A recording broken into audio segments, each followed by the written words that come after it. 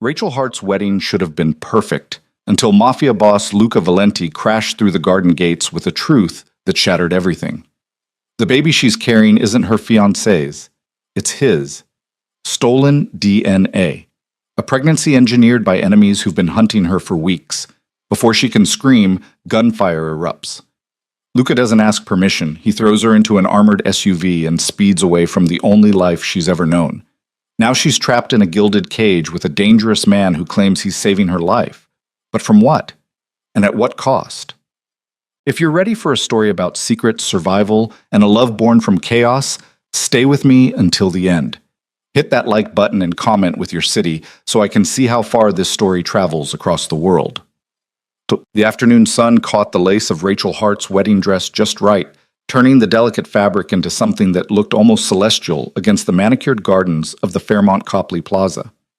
She stood before the mirror in the bridal suite, her reflection staring back with dark eyes that should have sparkled with joy, but instead held something closer to resignation. 29 years old, doctor of veterinary medicine, about to marry a man who made her feel safe but never made her feel alive. "You look beautiful," her sister Emily said from the doorway, champagne flute in hand, though her smile didn't quite reach her eyes. Emily had always been able to read Rachel like an open book, and right now that book was screaming uncertainty in every chapter. Rachel smoothed her hands over the dress, feeling the slight swell of her abdomen that no one else could detect yet. 8 weeks. 8 weeks of carrying a secret that felt like a stone in her chest, every time Derek Hale looked at her with those calm, measured eyes that never showed much of anything at all. "Do you love him?" Emily asked quietly, stepping into the room and closing the door. The question hung in the air like smoke. Rachel wanted to say yes. She wanted to believe that the stability Derek offered, the predictable future, the comfortable partnership, was enough.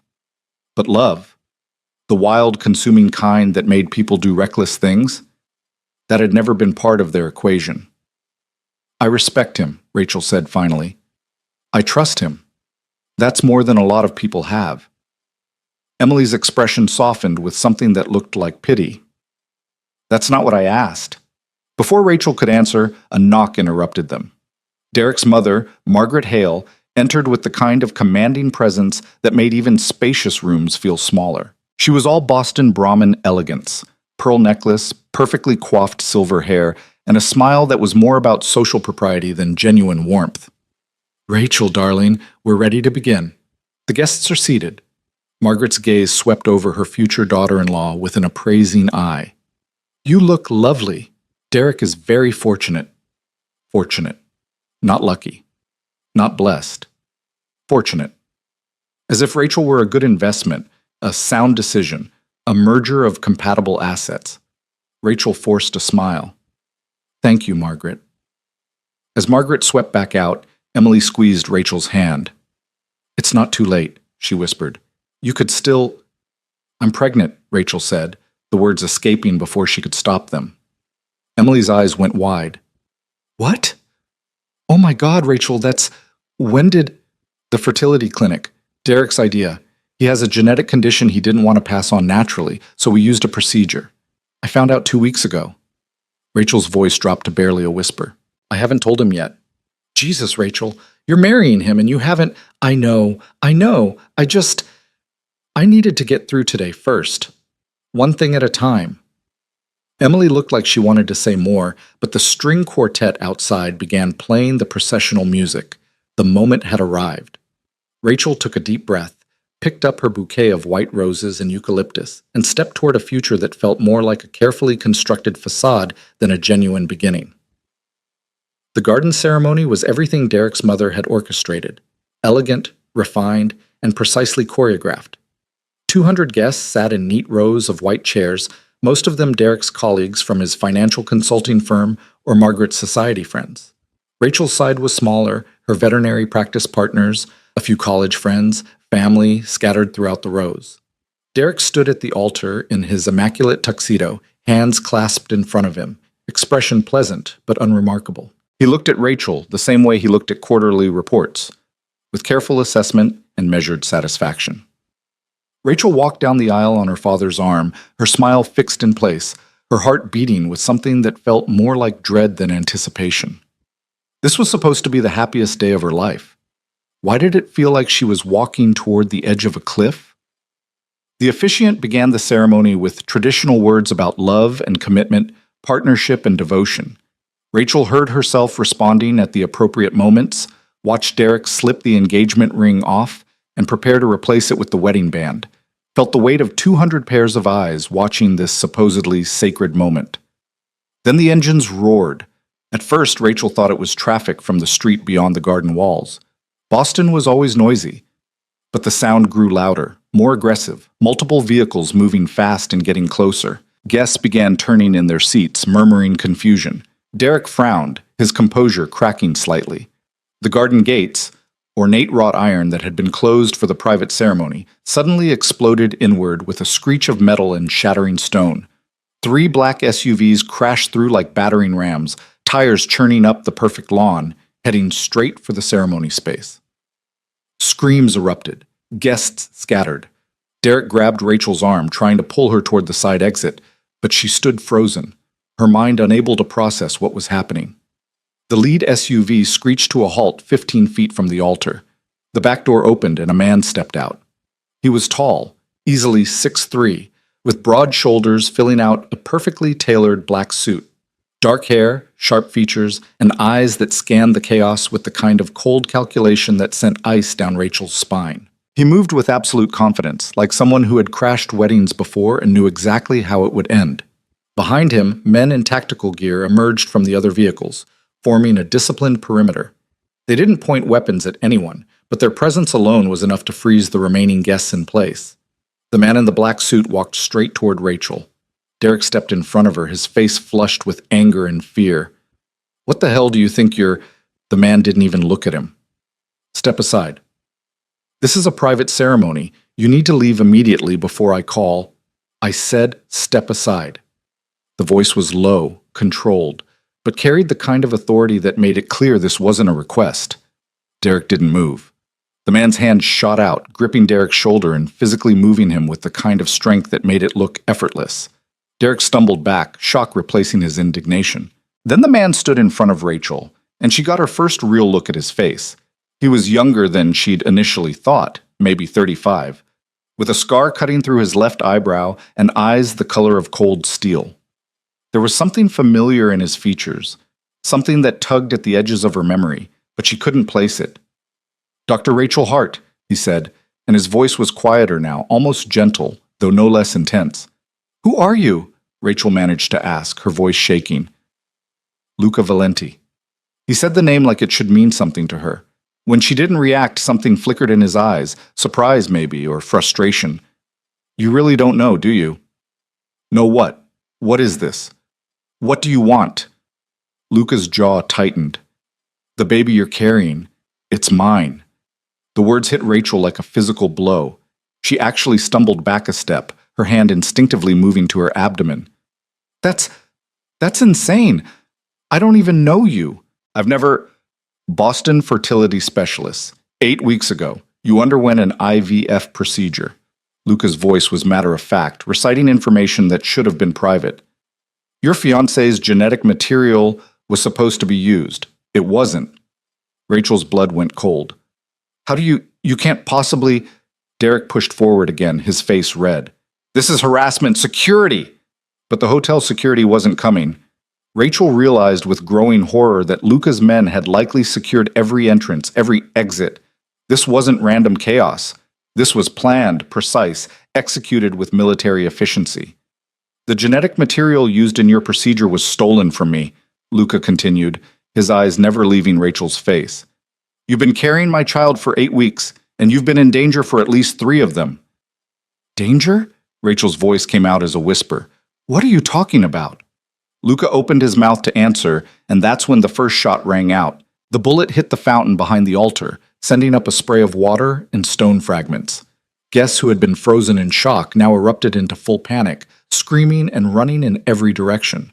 Luca moved like lightning, grabbing Rachel and pulling her down behind the overturned chairs as more gunfire erupted from the tree line beyond the garden. Rachel couldn't breathe, couldn't think. The world had become chaos, screaming, gunfire, the smell of gunpowder mixing with crushed flowers. Luca's body covered hers, one arm wrapped around her protectively, while his other hand produced a weapon from inside his jacket.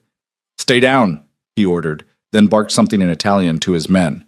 They moved with practiced precision, returning fire toward the trees, creating a protective corridor. "I can't. I need to." Rachel tried to push up, to see if Emily was safe, if her father had gotten out, but Luca held her firm. "Don't move. They're targeting you." "Who? Who's targeting me?" "The same people who orchestrated this entire thing. The pregnancy. The stolen genetic material. They've been watching you for weeks, waiting for the right moment." Luca's voice was calm despite the bullets flying around them. "I'm getting you out of here. Now." He pulled her to her feet in one smooth motion and started moving toward his SUV, his body positioned between her and the shooters. Rachel's dress caught on something, tearing, but she didn't care. Nothing made sense. Nothing was real. This morning she'd been worried about wedding vows, and now people were shooting at her. They reached the SUV. Luca opened the back door and practically threw her inside, following immediately and slamming the door behind them. "Drive!" he shouted to the man behind the wheel. The vehicle lurched forward, tires screaming as they tore across the ruined garden and through what remained of the gates. Rachel twisted around to look out the back window and saw Derek standing in the middle of the chaos, staring after her with an expression she couldn't read. Then they were on the street, weaving through Boston traffic at terrifying speeds, and the hotel disappeared behind them. Rachel's hands were shaking, her whole body was shaking. "You just kidnapped me. You crashed my wedding and kidnapped me." "I saved your life," Luca corrected, holstering his weapon. "Those shooters would have taken you regardless. At least my way, you're still breathing." "This is insane. Let me out. Let me out right now." "Can't do that. You can't just. This is illegal. This is Dr. Hart." Luca turned to face her fully, and the intensity in his eyes made her fall silent. "I understand this is overwhelming. I understand you're frightened and confused, but in about 30 seconds you're going to need to make a choice. Trust that I'm telling you the truth and let me protect you, or fight me and make yourself an easier target for the people who want you dead." "Why would anyone want me dead? I'm a veterinarian. I treat sick animals. I'm not involved in anything." "You became involved the moment they decided to use you as a weapon against me." Luca's expression was grim. "Your pregnancy isn't an accident, Rachel. It's a carefully constructed trap designed to force my hand. And if I don't protect you, they'll take you, extract my child, and eliminate you as a loose end." Rachel felt bile rise in her throat. "Extract? You mean—" "I mean exactly what you think I mean." Luca's voice softened slightly. "I'm not going to let that happen, but I need you to work with me, not against me." The SUV made a sharp turn, throwing Rachel against the door. She gripped the handle, her mind racing through impossible possibilities. This had to be a nightmare, a stress-induced hallucination. She would wake up in the bridal suite, and this would all be some anxiety dream about cold feet and commitment fears. But the leather seat beneath her was too real. The adrenaline coursing through her veins was too intense. The sound of Luca's breathing beside her was too immediate. "Who are you?" she asked again, quieter this time. "Really? Who are you?" Luca studied her for a long moment. "I'm someone a lot of people fear. Someone with enemies who would use any leverage against me. And you," he gestured toward her abdomen, "you're carrying the most powerful leverage that exists." "The Mafia," Rachel's voice was flat. "You're with the Mafia. I run a significant organization in the Northeast, yes. And you're telling me that someone stole your genetic material and used it to impregnate me without my knowledge or consent as part of some plan to, what, control you? To force me to surrender territory, to weaken my position, to make me vulnerable?" Luca's jaw clenched. "And it's working." Rachel pressed her hand against her stomach, feeling the slight swell that she'd thought represented a future with Derek. Safe, boring, predictable Derek who would never crash a wedding or speak about enemies and territory and violence. "I want proof," she said. "I want medical proof that what you're saying is true. You'll have it. I have a doctor at the estate who can run whatever tests you need." "Estate? You're taking me to some kind of, what, a compound?" A secure location where those shooters can't reach you. Yes. I didn't agree to this. I didn't agree to any of this. Luca's expression was unreadable. I know, and I'm sorry for that, but agreement isn't a luxury we have right now. Survival is what matters. The SUV pulled onto a private road, trees closing in on either side. Rachel realized they'd left the city behind entirely. They were heading into the suburbs, maybe beyond, every mile taking her further from the life she knew. My family, she said suddenly. My sister was at the wedding. My father.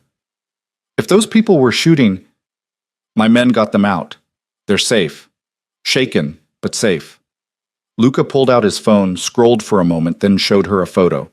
Emily and their father sitting in what looked like a hotel room, both clearly upset but unharmed. I have people watching them. They won't be touched. Rachel stared at the photo, relief washing through her so intensely she felt dizzy. I need to talk to them. I need to tell them I'm okay. Not yet. Any communication could be traced. Give me 48 hours to secure the situation, then we'll arrange something safe. 48 hours? Rachel's voice rose. You expect me to just disappear for 2 days while my entire family thinks I've been kidnapped by... She stopped. I have been kidnapped. By you. Protected. Not kidnapped. But you literally threw me in a car without my consent and drove me away from my own wedding. That's the definition of kidnapping. Luca had the grace to look slightly uncomfortable. The semantics can be debated later. Right now, we focus on keeping you alive. The SUV turned through a gate that was far more substantial than the hotel's ornamental iron. This was serious security. 12-foot walls topped with cameras and sensors. They drove up a long driveway lined with mature trees that eventually opened to reveal a sprawling estate that looked like something from a different century. The mansion was beautiful. Classic New England architecture with modern security additions that tried to blend in but were obvious once you knew what to look for. Manicured grounds, a view of distant water, the kind of place that cost millions and probably had a violent history. Rachel felt her heart sink as the SUV stopped in front of the main entrance. This was real. This was happening. This morning she'd been Dr. Rachel Hart, veterinarian, about to make a safe choice and marry a safe man. Now she was, what? A prisoner? A protected asset? The unwitting mother of a mafia boss's stolen child? Luca exited the vehicle and extended his hand to help her out. Rachel ignored it, gathering her torn wedding dress and climbing out on her own. The lace dragged on the gravel driveway. Her white heels were ruined. Her carefully styled hair was falling out of its pins. She looked like exactly what she was, a bride who'd been ripped from her own ceremony and thrust into a nightmare. This way, Luca said, gesturing toward the entrance. And if I refuse, then you stand here in your wedding dress while I have my men explain the security protocols. But it's going to take at least 20 minutes, and you look exhausted. He was right, she realized. The adrenaline was wearing off, leaving behind a bone-deep fatigue that made her legs feel like water. She was exhausted and terrified, and so far beyond her depth that she couldn't even see the surface anymore. Rachel followed him inside. The interior was as impressive as the exterior. High ceilings, original moldings, artwork that was probably worth more than her entire veterinary practice. But it was also clearly fortified. She noticed the reinforced doors, the security panels, the discreet cameras in every corner. A woman appeared from a side hallway, mid-50s, professional bearing, kind eyes. Dr. Hart, I'm Elena. I manage the household. Your room is ready whenever you'd like to rest. I've also prepared some clothes in your size. The dress is beautiful, but probably not comfortable for long-term wear. Rachel looked down at the torn lace and crushed flowers still pinned to her bodice. No, not comfortable. Elena will take care of you, Luca said. I need to handle some calls. We'll talk more in a few hours, once you've had time to process. Process? Rachel's laugh came out slightly hysterical. You think a few hours is going to help me process that my entire life just imploded? Luca's expression softened. No, but it might help you catch your breath before we discuss the next steps. He disappeared down another hallway, leaving Rachel alone with Elena, who smiled gently. Come with me, dear. Let's get you out of that dress and into something more practical. Then perhaps some tea? Rachel followed numbly, her mind still trying to catch up with everything that had happened in the last hour. The wedding, the crash, the gunfire. Luca Valenti's impossible claims about stolen genetic material and enemies and danger. The baby. Her hand moved to her stomach again as Elena led her upstairs to a bedroom that was larger than Rachel's entire apartment. Floor-to-ceiling windows overlooked the grounds. A king-sized bed with luxurious linens. An ensuite bathroom with a soaking tub. A beautiful prison. "The clothes are in the closet," Elena said. "All new, all your size. Mr. Valenti was very specific about ensuring your comfort. If you need anything at all, there's an intercom by the bed. Press the button and someone will respond immediately." "Someone? You mean guards?" Elena's smile didn't waver. "Staff. But yes, the property is well protected. For your safety." "Right. My safety." Rachel sank onto the edge of the bed, suddenly too tired to stand. "Can I ask you something?" "Of course." "Do you know what's going on? Why I'm here?" Elena's expression grew more serious. "I know that Mr. Valenti doesn't make decisions lightly. If he brought you here, if he's protecting you, then the threat is real and the danger is significant. He's not someone who overreacts. He crashed my wedding. Then your wedding was already compromised."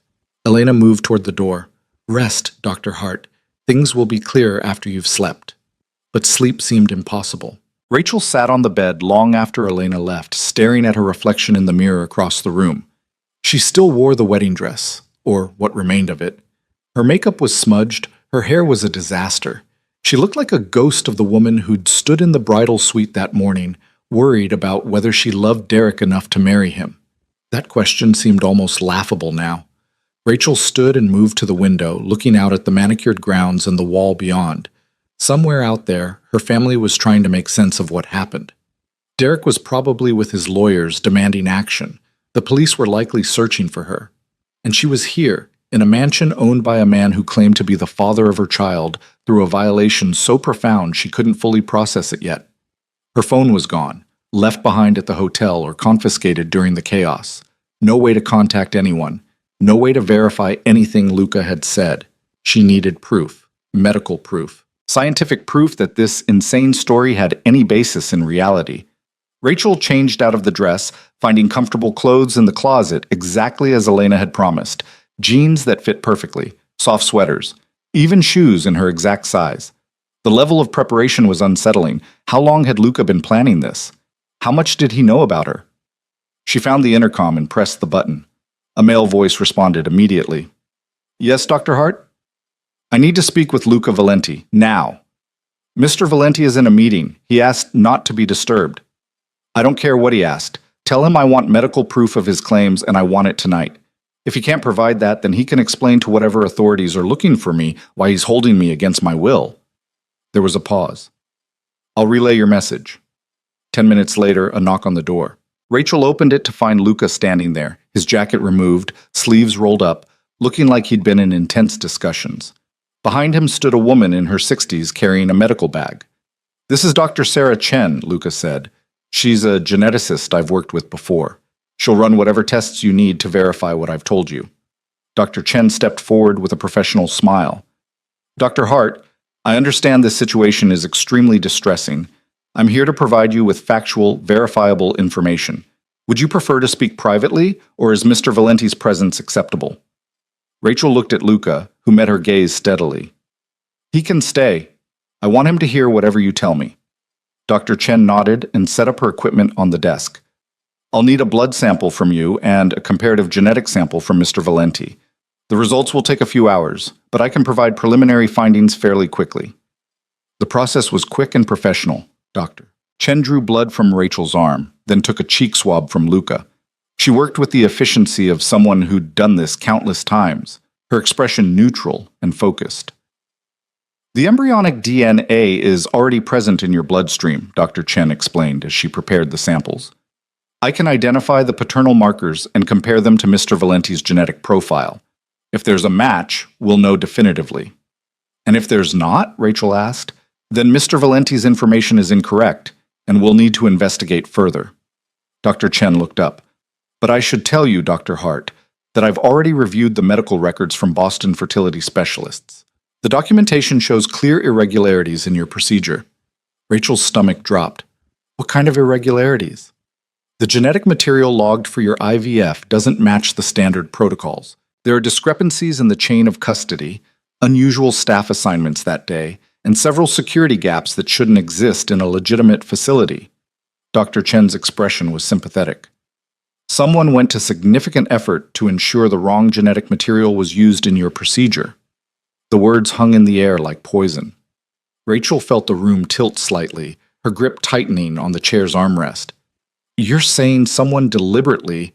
I'm saying the evidence suggests intentional manipulation, yes. Luca moved closer, his voice quiet. The fertility clinic has connections to an Albanian organization I've been at odds with for years. They saw an opportunity and exploited it. Derek Hale's genetic screening gave them cover. Your desire for a child gave them access, and my genetic material gave them leverage. But how did they get your... Rachel stopped, not sure she wanted to know the answer. A medical appointment 2 years ago, routine physical. The sample was supposed to be destroyed after testing. It wasn't. Luca's jaw clenched. They've been planning this for a long time. Dr. Chen worked quietly while they talked, running her preliminary tests. The silence stretched between them, heavy with implications neither wanted to fully acknowledge yet. Finally, Dr. Chen looked up from her equipment. The preliminary results show a 99.7% probability of paternal match between Mr. Valenti and the developing fetus. I'll run complete sequencing overnight for absolute confirmation, but based on these markers... She glanced between them. Mr. Valenti is almost certainly the biological father of your child. The words landed like stones. Rachel heard them, understood them on an intellectual level, but couldn't quite connect them to her reality. This baby, this tiny cluster of cells growing inside her, belonged to a man she'd met 3 hours ago. A criminal. A stranger. Someone who existed in a world so far from hers they might as well be different species. I need to be alone, Rachel whispered. Luca nodded. Dr. Chen will leave her contact information. If you have questions overnight, you can reach her directly. They left, closing the door quietly behind them. Rachel stood in the center of the beautiful bedroom, her hands pressed against her stomach, and finally let herself cry. She cried for the wedding that had been destroyed, for the future that had been stolen, for the violation of her body, her choice, her autonomy, for the impossibility of the situation and the terrifying reality that Luca Valenti had been telling the truth. Someone had engineered her pregnancy as a weapon. Someone had been watching her, planning around her, using her without her knowledge or consent, and now that someone was trying to kill her. The tears eventually stopped, leaving behind a hollow exhaustion. Rachel washed her face, changed into the soft pajamas Elena had provided, and climbed into the enormous bed. Sleep should have been impossible, but her body had other ideas. Within minutes, she drifted into unconsciousness. She dreamed of gunfire and torn lace, of steel-gray eyes and the sound of engines roaring through garden gates. When she woke, dawn light was streaming through the windows. For a moment, she thought it had all been a nightmare.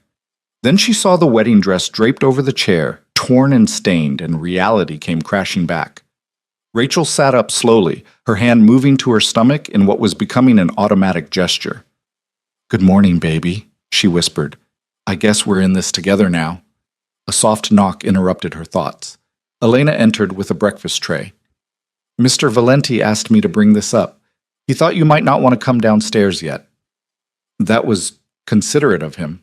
Rachel eyed the coffee pot on the tray. "Is that..." "Decaf." Mr. Valenti was very specific. No caffeine, nothing that might be problematic for the pregnancy. Dr. Chen provided a full list of dietary guidelines. Of course she did. Rachel accepted the tray, suddenly ravenous despite everything. "Where is he, Luca?" "In his office. He's been up all night making arrangements." "What kind of arrangements?" Elena's expression suggested she'd said too much already.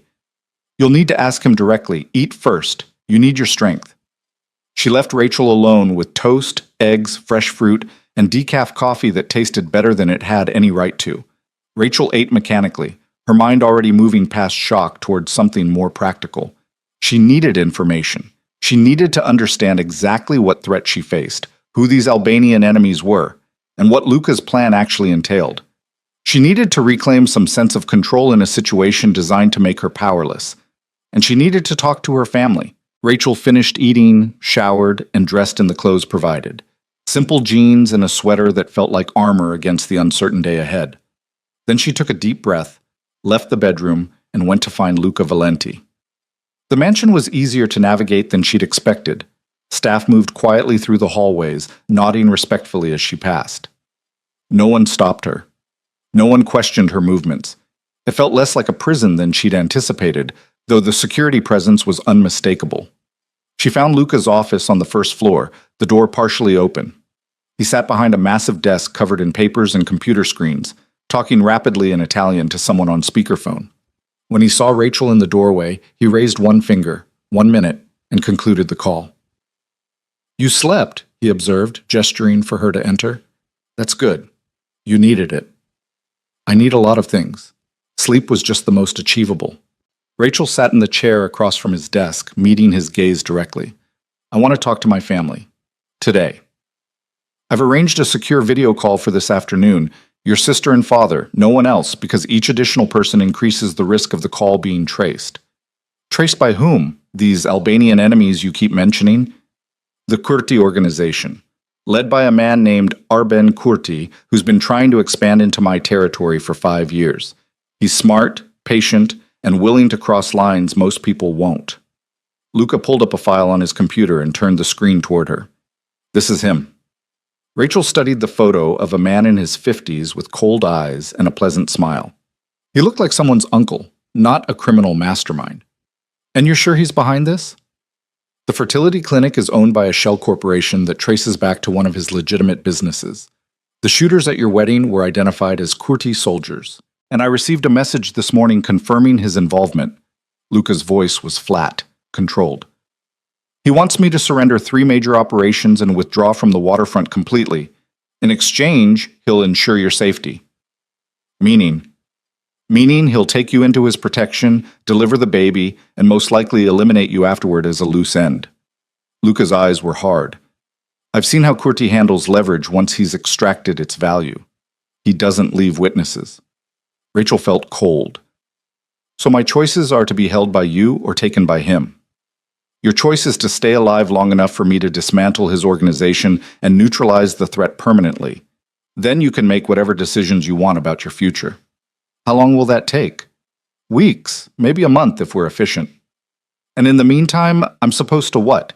Sit in this mansion and wait for you to wage war on my behalf?" Luca leaned back in his chair, studying her. "You're a veterinarian. You treat sick animals, perform surgeries, run a practice. You're not helpless or passive. I'm not asking you to be either. I'm asking you to be smart and stay protected while I handle the aspects of this situation that require my particular skill set."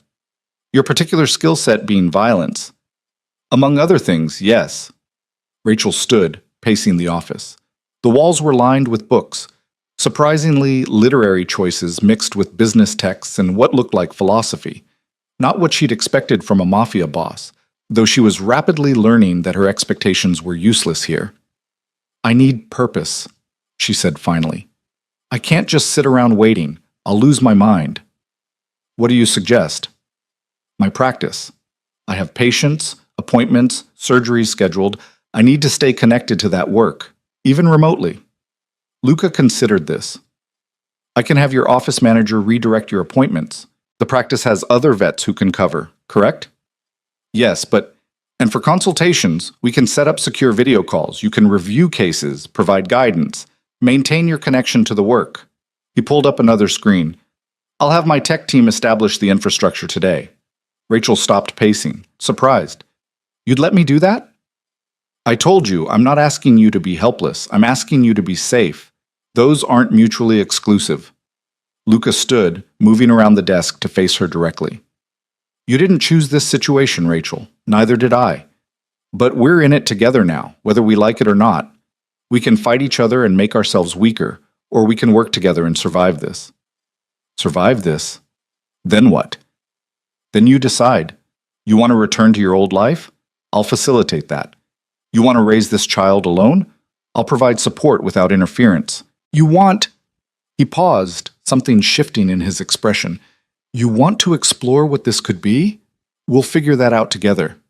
Rachel studied his face, looking for deception or manipulation, but all she saw was exhaustion and a kind of grim determination that mirrored her own.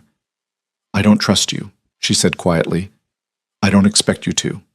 Not yet." Luca's voice was equally quiet. "But I am going to keep you alive. That much you can count on." A phone buzzed on his desk. Luca glanced at the screen and his expression hardened. "Excuse me. I need to take this." He answered in rapid Italian, his tone sharp and commanding. Rachel didn't understand the words, but she understood the tone. This was Luca Valenti in his element, making decisions that probably involved violence and strategy in equal measure. She left the office, suddenly needing air despite the secure confines of the estate. Elena intercepted her in the hallway, offering to show her the grounds. Rachel accepted, grateful for any distraction from the surreal reality of her new existence. The property was extensive: gardens, a pool, even a small private beach on the water's edge. Beautiful and isolating in equal measure. As they walked, Elena pointed out security features disguised as landscaping, cameras hidden in trees, sensors buried along the perimeter. "He's very serious about protection," Elena said. "I've worked for Mr. Valenti for 8 years. I've never seen him this focused on someone's safety. Because I'm carrying his child. I'm valuable cargo." Elena's expression suggested she knew better but wouldn't argue. "Perhaps. Or perhaps there's more to it than that." Before Rachel could respond, one of Luca's security team approached quickly. "Dr. Hart, Mr. Valenti needs you back at the house immediately." The tone made Rachel's blood run cold. She followed him back at a near run, Elena close behind. They found Luca in a room filled with security monitors, watching footage that made Rachel's hands shake. On the screens, her apartment building, her veterinary practice, Derek's office, all under surveillance by multiple teams. "Curti's people," Luca explained tersely. "They're watching every place you might run to, every person you might contact. They've escalated faster than I anticipated." "My staff," Rachel breathed. "My colleagues, are they in danger?" "Not if they don't have information about you, but we need to assume everyone in your life is being monitored." Luca turned to her. "This is why the secure video call this afternoon is critical. You need to tell your family that you're safe but can't be contacted. You need to convince them not to search for you. They'll never believe I'm safe if I tell them not to look for me." That's exactly what a kidnapping victim would be forced to say. Then convince them you're making this choice, that you need time, that you'll contact them when it's safe. Luca's eyes held hers. "I know it's asking a lot, but their safety depends on their ignorance right now." Rachel felt the walls closing in despite the mansion's spacious rooms. Every aspect of her old life was being watched, weaponized, turned into potential danger. Derek, her colleagues, her friends, all of them unwitting participants in a war she hadn't known existed until yesterday. "Show me how to fight back," she said suddenly. Luca raised an eyebrow. "What?" "You said, I don't have to be helpless. So show me. Teach me how to protect myself. How to understand what's happening. How to be part of the solution instead of just the problem everyone's fighting over." Something shifted in Luca's expression. Respect, maybe, or recognition. "All right, but it starts with understanding who we're really dealing with. Come with me." He led her to a different room, this one set up like a strategic operations center. Maps on the walls, photographs, connection diagrams that looked like something from a crime thriller. "This is Arben Kurti's organization," Luca explained, pointing to the central hub. "He operates legitimate businesses, restaurants, construction, import-export. But underneath, he runs trafficking networks, protection rackets, and money laundering on a scale most people can't imagine." Rachel studied the maps, seeing patterns emerge. "He's been trying to push you out of territories you control. For years, but I'm entrenched. I have relationships, history, loyalty that he can't easily break. So he tried a different approach." Luca's finger moved to a different section of the map. "If he can't push me out through force, he'll use leverage. Personal leverage." "Me? You? And the child?" Rachel's hand moved to her stomach again. "This baby is 8 weeks along, barely formed. How is that leverage?" "Because I'm someone who doesn't have family, who doesn't have people I care about in ways that create vulnerability. Until now." Luca's voice was quiet. "Kurti researched me, found my medical records, and created a situation where I would care, where I would have something to lose. That's strategic and horrifying. Welcome to my world."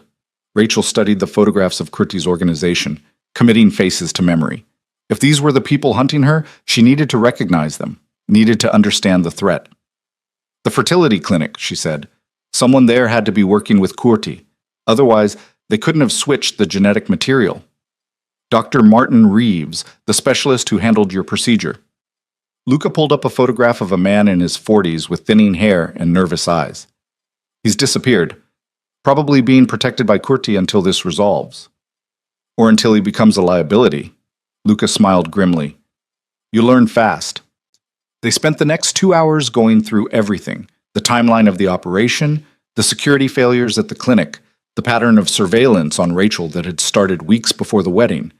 Luca laid it all out with clinical precision, and Rachel absorbed it with the same focus she brought to diagnosing complex veterinary cases. By the time Elena interrupted to announce the scheduled video call with her family, Rachel's head was spinning with information, but she felt more grounded. Knowledge was power, even in a powerless situation. The call was set up in a secure room, the camera positioned so Rachel's background would be neutral, no hints about her location. When Emily's face appeared on the screen, relief and fury warring in her expression, Rachel had to fight back tears. Rachel! Oh my God, where are you? What happened? We've been going out of our minds. I'm safe, Em. I promise, I'm safe. Their father appeared next to Emily, his face haggard with worry. Rachel, sweetheart, the police are looking for you. Derek filed a missing persons report. There were shooters at the wedding, and then you just... I know it looks bad, but I need you to trust me. Rachel took a breath, choosing her words carefully. The man who took me, Luca Valenti. He saved my life. Those shooters were targeting me specifically. If he hadn't gotten me out, I'd be dead or worse. Emily's eyes widened. Why would anyone target you? You're a vet. You're not involved in anything dangerous. I am now. Because of the baby. Silence on the other end. Then Emily whispered, Derek's baby? No. That's what I thought, but it's complicated. The fertility clinic made a mistake. A deliberate mistake. The baby's father is Luca Valenti, and there are people who want to use that against him. Their father looked like he might pass out. Rachel, this is insane. You're talking about criminals and conspiracies, and I'm talking about reality, Dad. My reality right now. And I need you to trust that I'm making the best choice I can in an impossible situation. Rachel leaned closer to the camera. I need you to stop looking for me. I need you to tell the police you heard from me and I'm safe. I need you to go about your lives as normally as possible until this is resolved. How long? Emily demanded. How long are you going to be, wherever you are? I don't know, weeks, maybe, but I will contact you when I can, I promise. And if we don't hear from you, if something happens... Rachel glanced off camera toward where Luca stood just out of frame. Then Luca will make sure you know, but nothing is going to happen. I'm protected. Emily's expression said she had about 1,000 more questions, but their father put a hand on her shoulder. We love you, sweetheart. Whatever you need, whatever we can do, just stay safe. Both of you. And don't trust anyone who asks questions about me or where I might be. Not Derek, not my colleagues, not anyone. Derek's been calling constantly, Emily said. He's demanded to speak with us, with the police, with everyone. He's either genuinely worried or a really good actor. Probably genuinely worried. This wasn't supposed to happen on his watch. His perfect plan just imploded spectacularly. Rachel felt a twinge of guilt, but pushed it aside. Derek would survive the embarrassment and the questions. She might not survive the alternative. They talked for a few more minutes, Rachel reassuring them over and over that she was unharmed, that she had medical care, that she was being treated well. By the time the call ended, she felt both better and worse. Better for seeing their faces, hearing their voices. Worse for the lies she'd had to tell, the information she'd had to withhold. Luca appeared in the doorway as the screen went dark. You did well. That wasn't easy. None of this is easy. Rachel stood, suddenly restless again. But at least they know I'm alive. That's something. It's more than something. It's essential. Kurti will try to use their fear against us. Now they have a baseline of safety to hold on to. Rachel studied his face, this man who'd crashed into her life with such devastating effect. Why are you doing this? Really? You could have just let Kurti take me. Could have negotiated some other way. Luca was quiet for a long moment. Because you didn't deserve to become collateral damage in a war you didn't start. Because the child you're carrying is innocent of all of this. And because, he paused, something vulnerable flickering across his features. Because the idea of someone using creation itself as a weapon makes me sick. What they did to you, to both of us, that can't stand. It was the most honest thing he'd said since crashing her wedding, and Rachel felt something shift between them. Not trust, not yet, but maybe the foundation for it. Thank you, she said quietly. For that, for the honesty. You're welcome. Luca glanced at his watch. I have a meeting with some of my people in 20 minutes. You're welcome to join if you want to understand more about how we operate, or Elena can show you more of the grounds. Your choice. Rachel thought about it for maybe 3 seconds. I'll come to the meeting. If I'm stuck in this world, I want to understand how it works. Luca's slight smile suggested approval. Fair enough, but some of the discussion will be, explicit, about strategy and consequences. I performed surgery on a mastiff with internal bleeding last month. I can handle explicit. The meeting room was windowless and serious, with 6 of Luca's key people already assembled when they entered. They stood as Rachel entered, a show of respect that felt both surreal and oddly appropriate. Luca introduced her simply as Dr. Hart. No explanation of her presence required. The discussion that followed was like nothing Rachel had ever experienced. These people talked about territory and revenue and enforcement with the same casual precision she used discussing treatment protocols. They debated strategies for identifying Curti's surveillance teams, for securing Rachel's former associates without revealing her location, for putting pressure on the fertility clinic to surrender Dr. Reeves. Rachel listened, absorbing the vocabulary of violence wrapped in corporate efficiency. She watched Luca manage his people with quiet authority, never raising his voice but clearly commanding absolute respect. This was his element, his expertise, and it was both terrifying and strangely fascinating. When the meeting ended, one of the men, Marco, Luca's second in command, approached Rachel directly. Dr. Hart, I know this is all overwhelming, but I want you to know that every person in this organization understands you're under our protection. No one will harm you. No one will allow you to be harmed. Even though I'm here against my will, Marco's expression didn't change. Semantics aside, you're here because the alternative is unacceptable. We take that responsibility seriously. After everyone left, Rachel sat alone in the meeting room, processing everything she'd heard. The scope of Luca's organization was vast. Hundreds of people, millions in revenue, operations spanning multiple states. And now all of that machinery had pivoted to protecting one veterinarian who'd become an unwitting pawn in someone else's game. The weight of it was crushing. Rachel stood and made her way back to her room, exhaustion hitting her again like a wave. The pregnancy was making her tire more easily, she realized. She'd need to be more conscious of rest, of taking care of herself and the tiny life growing inside her. As she settled into bed that night, her hand on her stomach, Rachel whispered to the baby again. I don't know how this is going to end. I don't know if your father is a monster or just a man trying to survive in a monstrous world, but I know one thing. I will keep you safe, whatever it takes. Somewhere in the mansion, Luca Valenti was probably still working, still planning, still coordinating the war that would determine their futures. And Rachel Hart, veterinarian and unwilling participant in a criminal conspiracy, closed her eyes and tried to imagine a world where this all somehow worked out. The dream, when it came, was of garden gates exploding and engines roaring and steel-gray eyes promising protection in a voice that sounded almost like truth. Rachel woke to the sound of rain hammering against the windows, the kind of relentless downpour that turned Boston into a gray watercolor painting. For a disorienting moment, she forgot where she was. Then the unfamiliar weight of Egyptian cotton sheets and the too-large bedroom brought it all crashing back. 3 days. She'd been in Luca Valenti's fortress for 3 days. She rolled onto her side, her hand automatically moving to her stomach. The morning sickness had started yesterday, arriving with a vengeance that made her grateful for the private bathroom and Elena's quiet appearance with crackers and ginger tea. The baby was making its presence known in more ways than one. A soft knock interrupted her thoughts. Elena entered with a breakfast tray, her expression carefully neutral.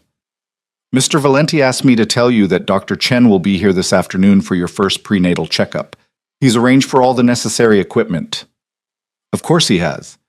Rachel sat up slowly, fighting a wave of nausea. Where is he? Dealing with a situation in the city. He should be back by noon. Elena set the tray on the bedside table and hesitated. Dr. Hart, may I speak candidly? Rachel nodded, curious about what would make the usually reserved housekeeper request permission. I know this isn't the life you chose. I know you're frightened and angry and probably feel very alone right now. Elena's voice was gentle. But I've watched Mr. Valenti transform this entire organization to protect you. He's called in favors that took years to build. He's redirected resources that could have been used for lucrative operations. He's doing everything in his considerable power to keep you safe. Because I'm carrying his child. Because I'm leverage he can't afford to lose. Perhaps that's how it started. Elena moved toward the door. But I don't think that's why he paced the hallway outside your room for 2 hours last night when you were sick. A man protecting an asset doesn't lose sleep over morning sickness. She left before Rachel could respond, the words hanging in the air like smoke. Rachel forced down toast and tea, then showered and dressed in the comfortable clothes that kept appearing in her closet. Someone, probably Elena, was doing laundry and restocking daily, maintaining the illusion that this was a luxury hotel rather than protective custody. She was starting to learn the mansion's rhythms. Morning meant relative quiet, while Luca's security team changed shifts. Afternoons brought meetings in the war room, as Rachel had started thinking of the Strategic Operations Center. Evenings were unpredictable. Sometimes Luca would appear for dinner, other times she'd eat alone while he coordinated operations she was only beginning to understand. Today, she had a plan. She'd been granted access to her veterinary practice's digital records, and one of her patients, a German shepherd named Atlas with a recurring digestive issue, needed her attention. The dog's owner had been sending increasingly worried messages, and Rachel couldn't just abandon her responsibilities because her life had imploded. She set up her laptop in the library, a beautiful room lined with books that suggested Luca's reading habits were far more literary than she'd expected. Hemingway and Dante sat next to modern thrillers and dense philosophy texts. She'd pulled down a copy of Marcus Aurelius's Meditations 2 nights ago and found handwritten notes in the margins. Luca's handwriting, she assumed, full of sharp observations about power and duty. The video consultation with Atlas's owner, Mrs. Patterson, went smoothly at first. Rachel examined the latest test results, asked detailed questions about the dog's symptoms, and was adjusting the treatment plan when she noticed movement in the background of Mrs. Patterson's video feed. A man, just visible through the kitchen doorway, watching. Rachel's blood went cold. She kept her expression neutral, finished the consultation professionally, then immediately called for Luca's security team. Marco appeared within seconds. There was someone at Mrs. Patterson's house. Watching the call, Rachel pulled up the recording, freezing the frame where the figure was visible. Is that one of Curti's men? We've had him on surveillance lists. Marco's expression darkened. He's monitoring your patient contacts, looking for patterns, for information. Mrs. Patterson is 73 years old. She has a sick dog. She's not part of this. She is now. Anyone who has contact with you becomes a potential source of intelligence. Marco was already on his phone, speaking rapidly in Italian. We'll increase surveillance on your regular clients. Make sure they're not being pressured for information. Rachel felt sick, and it had nothing to do with morning sickness. This is insane. These are innocent people who just want their pets taken care of. I know, and that's exactly why Curti is using them. He knows you'll care about their safety. The library door opened and Luca strode in, his suit jacket dotted with rain, his expression grim. I heard. Marco, get surveillance on Mrs. Patterson's house immediately. If they approach her directly, I want to know about it. Marco left quickly. Luca moved to where Rachel sat, studying the frozen video frame. This is an escalation. He's getting bolder. He's terrorizing elderly women with sick pets. That's not bold. It's cruel. It's strategic. He's showing us he can reach into every aspect of your life. Luca's jaw clenched. We need to accelerate our timeline. Timeline for what? For going on offense instead of just defense. Luca pulled up a chair, sitting across from her with the laptop between them. We've been gathering intelligence on Curti's operation. We have enough now to start dismantling it piece by piece, but it's going to require your help. Rachel closed the laptop slowly. What kind of help? The fertility clinic. Dr. Reeves, who switched the genetic material. We've located him. He's in a safe house Kurti maintains in Cambridge, but we need leverage to extract him without starting a war in the middle of a residential neighborhood. And I'm the leverage. You're the reason he did this in the first place. His medical license, his career, his freedom. He threw it all away because Kurti offered him something he wanted more. If we can figure out what that was, we can use it against him. Rachel thought about Dr. Reeves, the nervous, competent specialist who'd handled her IVF procedure with what had seemed like genuine care. He has a daughter, Ivy. She was in medical school last I heard. He talked about her constantly.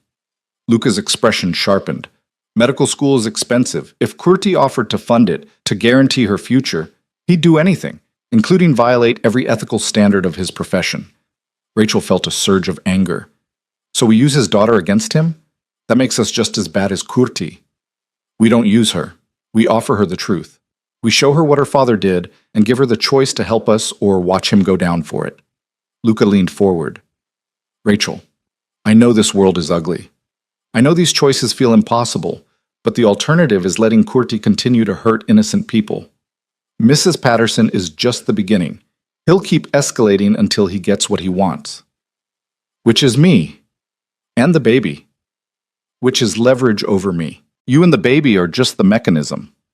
Luca's voice softened. I'm not going to let that happen. But I need you to be part of the solution, not just the person we're protecting. Rachel stood, pacing the library. Rain streaked the windows, turning the world outside into wavering shadows. 3 days ago, she'd been about to marry Derek Hale in a ceremony that felt like a business merger. Now she was discussing strategy with a mafia boss about how to leverage a doctor's love for his daughter. How had her life become this? If I help you get to Dr. Reeves, she said slowly, what happens to him? He testifies about Kurti's involvement in the fertility clinic operation. He provides evidence that can be used by federal authorities. Then he enters witness protection with his daughter, and they both get a chance at a real life away from this world. And if he refuses? Luca's silence was answer enough. Rachel turned to face him. I won't be part of killing him. I won't help you if that's the plan. The plan is to give him a choice. What he does with that choice determines his outcome. Luca stood, closing the distance between them. I'm not asking you to become someone you're not, Rachel. I'm asking you to help stop someone who violated you in the most fundamental way possible. He stole your agency, your choice, your control over your own body. Don't you want justice for that? Justice. The word resonated in ways Rachel hadn't expected. She'd been so focused on survival, on understanding the immediate threat, that she hadn't let herself feel the full weight of what had been done to her. Dr. Reeves had looked her in the eye, had smiled professionally, had performed a medical procedure while knowing he was using stolen genetic material to impregnate her with a stranger's child. The violation of it hit her like a physical blow. Yes, she whispered. I want justice. Then help me get it. Over the next 2 hours, they planned. Luca brought in his intelligence team and Rachel provided everything she knew about Dr. Reeves, his habits, his weak points, his relationship with his daughter. They built a profile of a man who was brilliant but ethically compromised, devoted to his daughter but willing to destroy others to secure her future. Ivy Reeves is in her 3rd year at Johns Hopkins, one of Luca's analysts reported. Full scholarship that appeared suddenly after her father started working with the fertility clinic. No financial aid required, all expenses covered by an anonymous donor. Kurti, Rachel said. That's the payment. Not money for Dr. Reeves, but security for his daughter. Luca nodded. Which means, if we threaten to expose the scholarship's source, we threaten Ivy's future. That's the leverage. No, Rachel's voice was sharp. We don't threaten his daughter. We tell her the truth and let her decide how to respond. She deserves to know what her education cost. The room fell silent. Luca's men looked at him, waiting for direction. Rachel held his gaze, refusing to back down on this point. Finally, Luca smiled slightly. All right, we do it your way. We contact Ivy Reeves and tell her everything. But if she chooses to protect her father despite knowing what he did, then we find another approach. But we try honesty first. It was decided. They would reach out to Ivy through secure channels, present her with evidence of her father's actions and the source of her scholarship funding, and offer her a choice: help them bring her father in peacefully, or watch the truth destroy both their lives when it inevitably came out. The meeting broke up, leaving Rachel alone with Luca in the war room. He stood at the window, looking out at the rain-soaked grounds, his shoulders tense. "You're not what I expected," he said quietly. "What did you expect?" "Someone who would either collapse under the pressure or fight me at every turn. Not someone who would engage with the strategy and push for a more ethical approach." He turned to face her. "You're making this more complicated." "Good. It should be complicated. We're talking about people's lives." "In my world, complications get people killed." "Then maybe your world needs to change." Rachel moved closer, close enough to see the exhaustion in his eyes, the weight he carried in the set of his jaw. "You said this yourself. What Kurti did, using creation as a weapon, it's wrong. If we fight him using the same tactics, we're no better than he is." Luca was quiet for a long moment. "You really believe that?" "I have to. Otherwise, what's the point of any of this?" Something shifted in his expression, a crack in the armor he wore so carefully. "My mother used to say something similar. That power without principle was just tyranny wearing a better suit." It was the first personal detail he'd shared that wasn't directly related to the current crisis. Rachel filed it away, a small piece of the puzzle that was Luca Valenti. "What happened to her?" Rachel asked gently. "She died when I was 16. Cancer." His voice was carefully neutral. "My father handled it by throwing himself deeper into the business. I handled it by deciding to be better than him." "Better how?" "Less violence, more strategy. Building legitimate operations alongside the illegal ones. Creating paths out for people who wanted to leave this life." Luca's eyes met hers. "My father thought I was weak. Most of his generation did. But the organization is stronger now than it's ever been. And we've had fewer casualties in 5 years than he had in 6 months." Rachel absorbed this, seeing Luca in a new light. Not just a criminal, but someone trying to reform a system from within. Someone who'd chosen to crash her wedding not just because she was leverage, but because letting her be taken by Kurti would have violated every principle he'd built his leadership on. "That's why you can't just give Kurti what he wants," she said, understanding dawning. "It's not about territory or pride. It's about proving that your way works." "Partly, but it's also about you." Luca stepped closer, and Rachel caught the scent of rain and expensive cologne. "You didn't deserve to become a casualty in this war. And the child you're carrying, our child, deserves better than to be born into violence." "Our child."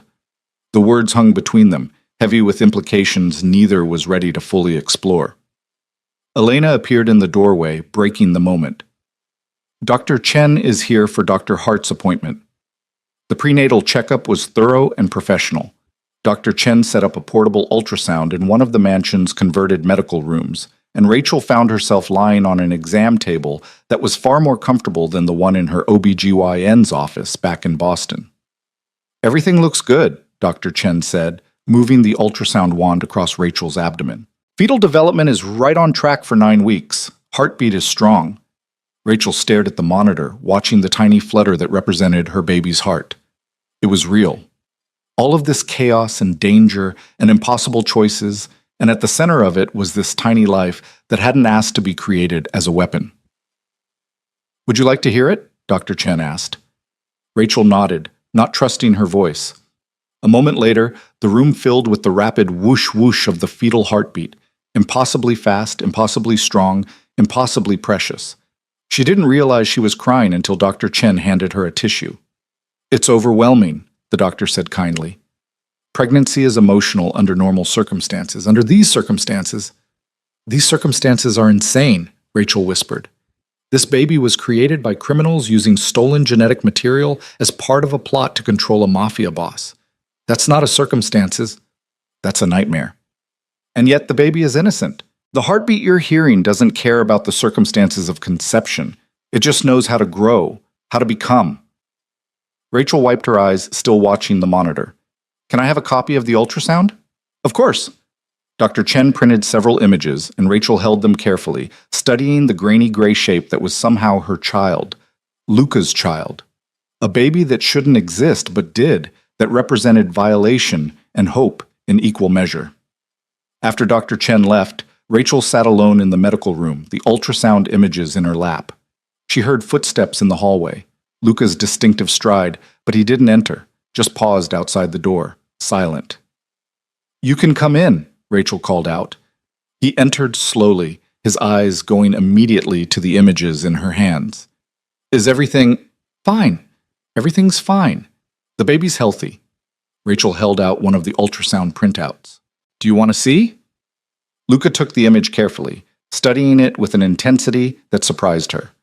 His expression shifted through several emotions too quickly to name: wonder, fear, something that might have been grief. "I never thought I'd have children," he said quietly. It seemed too dangerous, too much risk that they'd become targets or leverage or casualties. Safer to just not have that vulnerability. And now you have it anyway, courtesy of your enemies. Courtesy of circumstances neither of us controlled. Luca looked up from the ultrasound. But this baby, what we do next, the choices we make, that we can control, that's on us.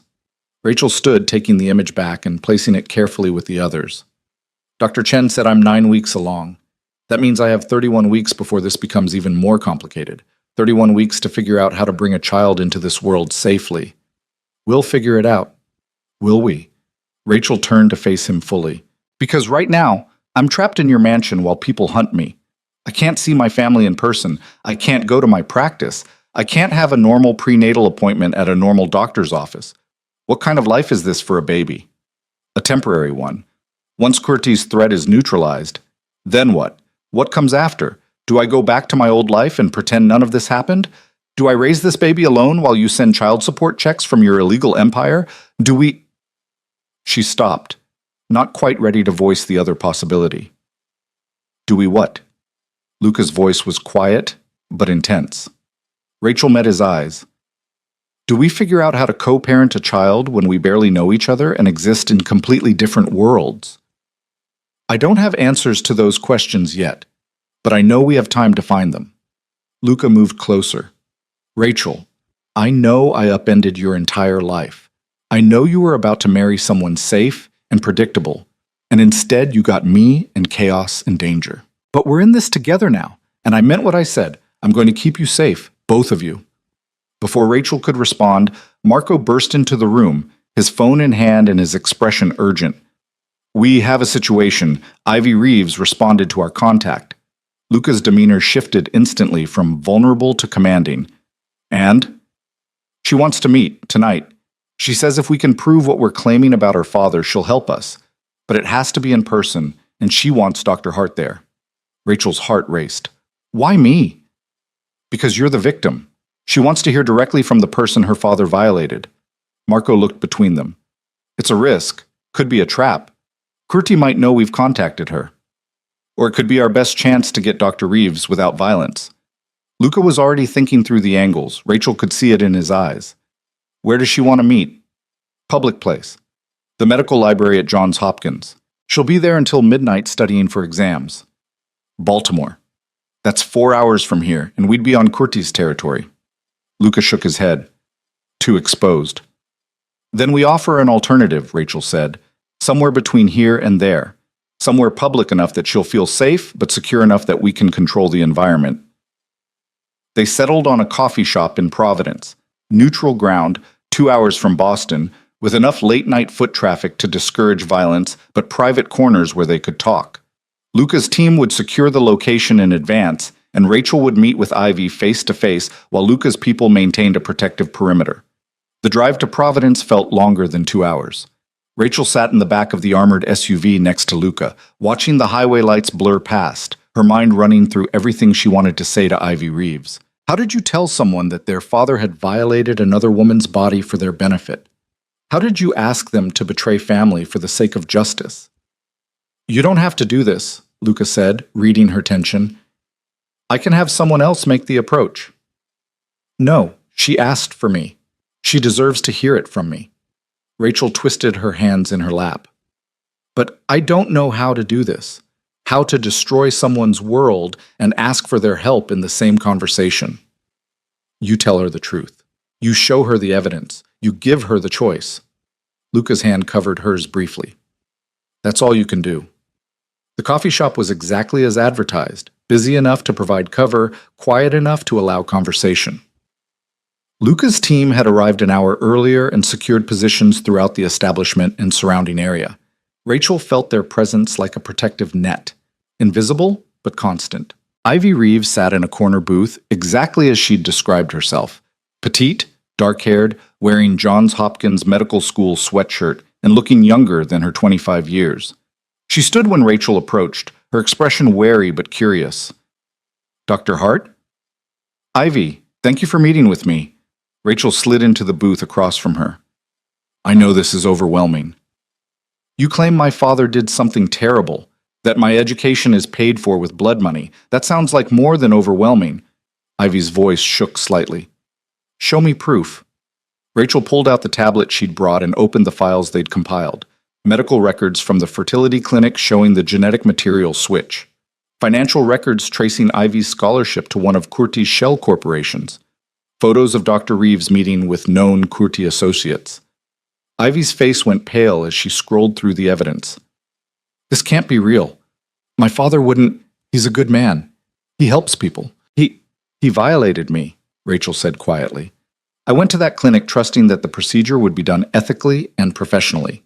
Instead, he used stolen genetic material to impregnate me with a stranger's child as part of a criminal conspiracy. That's what paid for your education." Tears streamed down Ivy's face. "I didn't know. I swear I didn't know." "I believe you, but now you do know, and you have a choice to make." Rachel leaned forward. "Your father is in hiding with dangerous people. If you help us reach him, if you can convince him to testify against the organization that orchestrated this, then both of you can enter witness protection. You can finish medical school somewhere else, start over with a clean slate. But if you choose to protect him despite knowing what he did, then we both go down when this comes out." Ivy wiped her eyes with shaking hands. "That's not a choice. That's a threat. That's reality. The truth is going to come out eventually. The only question is whether you're complicit in what your father did or a victim of his choices." Ivy was silent for a long moment, staring at the tablet screen. Finally, she looked up. "What do you need me to do?" Rachel felt relief wash through her. "Call your father. Tell him you need to see him urgently. Medical emergency, family crisis, whatever will get him to leave his safe house. We'll take it from there." "And you promise, truly promise, that he won't be hurt?" "We're not interested in violence. We want testimony and evidence. Your father cooperates. He walks away alive." Rachel paused. "I can't make the same promise if Kurti realizes he's become a liability." That sealed it. Ivy pulled out her phone with trembling hands and made the call. Rachel listened to her performance, genuine distress over a fabricated medical crisis, desperate need to see her father immediately. "Doctor." Reeves apparently took the bait, agreeing to meet Ivy at a location she specified, a parking garage near the Providence train station. Luca's team moved into position. Rachel and Ivy waited in the coffee shop, the younger woman pale and silent, occasionally wiping away tears. Rachel wanted to offer comfort, but didn't know how. What comfort could she give when she'd just destroyed someone's understanding of their parent? 45 minutes later, Marco appeared at their booth. "We have him. Clean extraction, no complications. He's asking for his daughter." Ivy stood on shaky legs. "I need to see him." They transported both women to a secure location, a warehouse Luca's organization used for sensitive meetings. Dr. Martin Reeves sat in a chair in the center of a sparse room, looking smaller and older than Rachel remembered. When he saw Ivy, his expression crumbled. "Ivy, sweetheart, what's happening? Are you okay?" "I'm fine, Dad, but you're not." Ivy's voice was stronger now, anger replacing fear. "Tell me these people are lying. Tell me you didn't do what they're claiming." Dr. Reeves looked at Rachel for the first time, and recognition flashed across his face, followed by shame. "Oh God," he whispered. "Dr. Hart, I never meant, I didn't want to, but you did," Rachel said, moving closer. "You looked me in the eye, performed a procedure, and used stolen genetic material to impregnate me with a stranger's child. Why?" "They had evidence. About my gambling debts, about money I'd borrowed from the wrong people. They said they'd hurt Ivy if I didn't cooperate. And then they said they'd make it all go away. Pay for her education, clear my debts, give us a fresh start. All I had to do was one thing, one procedure. Tears ran down his face. I'm so sorry. I'm so profoundly sorry. Luca stepped forward from where he'd been standing in the shadows. Your apology means nothing without action. You're going to testify about Curti's operation. You're going to provide evidence about the fertility clinic's involvement. And then you're going to disappear into federal protection with your daughter. Those are your options. Dr. Reeves looked at Ivy, who stared back with a mixture of love and disgust. What do you want me to do, sweetheart? I want you to fix this, Ivy said. I want you to help these people stop the criminals you got involved with. And then I want to finish medical school knowing I earned it myself, not through someone else's suffering. It was decided. Dr. Reeves would cooperate fully, providing testimony and evidence in exchange for protection. Luca's legal team, yes, apparently criminals had lawyers too, would facilitate the federal handoff. Within 48 hours, Dr. Reeves would be in government custody, and Curti would lose a valuable asset. Rachel watched it all unfold with a strange sense of detachment. This was justice, she supposed. Not the clean, clear kind from television dramas, but the messy, complicated kind that real life offered. Dr. Reeves would face consequences, but he'd also get a chance to rebuild. Ivy would have to live with the knowledge of what her education cost, but she'd also have the opportunity to prove herself on her own merit. As they prepared to leave the warehouse, Ivy approached Rachel one last time. I know this doesn't fix what my father did to you, but for what it's worth, I hope your baby is healthy. I hope you both get the future you deserve. Rachel nodded, unable to speak past the lump in her throat. What future did she deserve? She didn't even know anymore. The drive back to the mansion was silent. Luca made calls in Italian, coordinating the handoff and ensuring Dr. Reeves would make it to federal custody alive. Rachel stared out the window, watching Providence give way to Massachusetts countryside, her hand resting on her stomach. You did well tonight, Luca said when he finally ended his calls. Ivy responded to your honesty. That's not something I could have achieved. I just told her the truth. That's not an achievement. That's baseline human decency. In my world, baseline human decency is rarer than you'd think. Luca shifted to face her more directly. You're changing how my people think about this situation. Marco told me earlier that he'd never seen someone fight for ethical outcomes the way you do. It's making them question their assumptions. Good. Maybe they should question them. They arrived back at the mansion near midnight. Rachel was exhausted, emotionally and physically drained from the evening's events. She went straight to her room, but sleep eluded her despite the fatigue. She kept thinking about Ivy's face when she realized what her father had done, about Dr. Reeves's shame and desperation, about the impossible choices people made when they were trapped between bad options, about the baby growing inside her, 9 weeks along now, with a strong heartbeat and a future that remained terrifyingly uncertain. A soft knock on her door surprised her. Come in, she called. Luca entered, still in his suit from the meeting, looking as tired as she felt. I saw your light was still on. Couldn't sleep? Too much in my head. Rachel sat up against the headboard. What happens now, with Dr. Reeves's testimony? Federal authorities will use it to build a case against Curti's organization. It won't happen overnight, but it creates pressure. Forces him to reallocate resources to protect his operations instead of focusing on you. So we bought time. We bought time and took away one of his assets. It's progress. Luca moved closer to the bed, but didn't sit. Rachel, I want to ask you something, and I need you to be honest. All right. Do you regret it? Helping tonight, getting involved in the strategy instead of just staying protected and removed. Rachel considered the question carefully. No, I'm not built to be passive. I'm not someone who can hide while other people fight my battles. Even if those battles are terrifying and morally complicated. Luca smiled slightly. That's what I thought, which is why I have a proposal for you. A proposal? The fertility clinic. It's still operating, still performing procedures, still potentially being used by Curti for other schemes. We have an opportunity to shut it down completely, but it would require your expertise. He pulled out his phone and showed her a series of files. We need someone with medical knowledge to identify the specific violations, to document the evidence in a way that regulatory authorities will act on immediately. Rachel took the phone, scrolling through what looked like internal clinic records. You want me to help build a case against the entire facility. I want you to use your skills to stop them from doing to anyone else what they did to you. It was manipulation, Rachel knew. Luca was appealing to her sense of justice, her need for purpose, her professional expertise. But it was also truth. The clinic was still operating, still vulnerable to being exploited by criminals like Curti. All right, she said. I'll help. But on one condition. Name it. After this is done, after we've dealt with Curti and the clinic and all of it, you help me figure out how to build a real life again. Not just survival, but actual living. For me and for this baby. Luca was quiet for a moment, something shifting in his expression. Deal. We'll figure it out together. He left her alone then, and Rachel finally felt sleep tugging at her consciousness. As she drifted off, she thought about the strange partnership forming between her and Luca Valenti. Built on circumstance and necessity, yes, but maybe growing into something more deliberate. Rachel woke to chaos.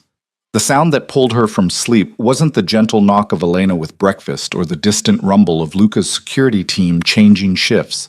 It was the sharp crack of gunfire, close enough that her windows rattled with the percussion. She bolted upright, her heart hammering against her ribs. More gunfire. Shouting. The distinctive sound of breaking glass from somewhere below. Her door burst open and Marco appeared, weapon drawn, his expression locked in combat mode.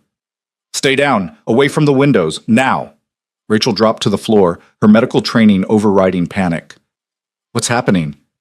They found us, Curti's people, full assault on the estate.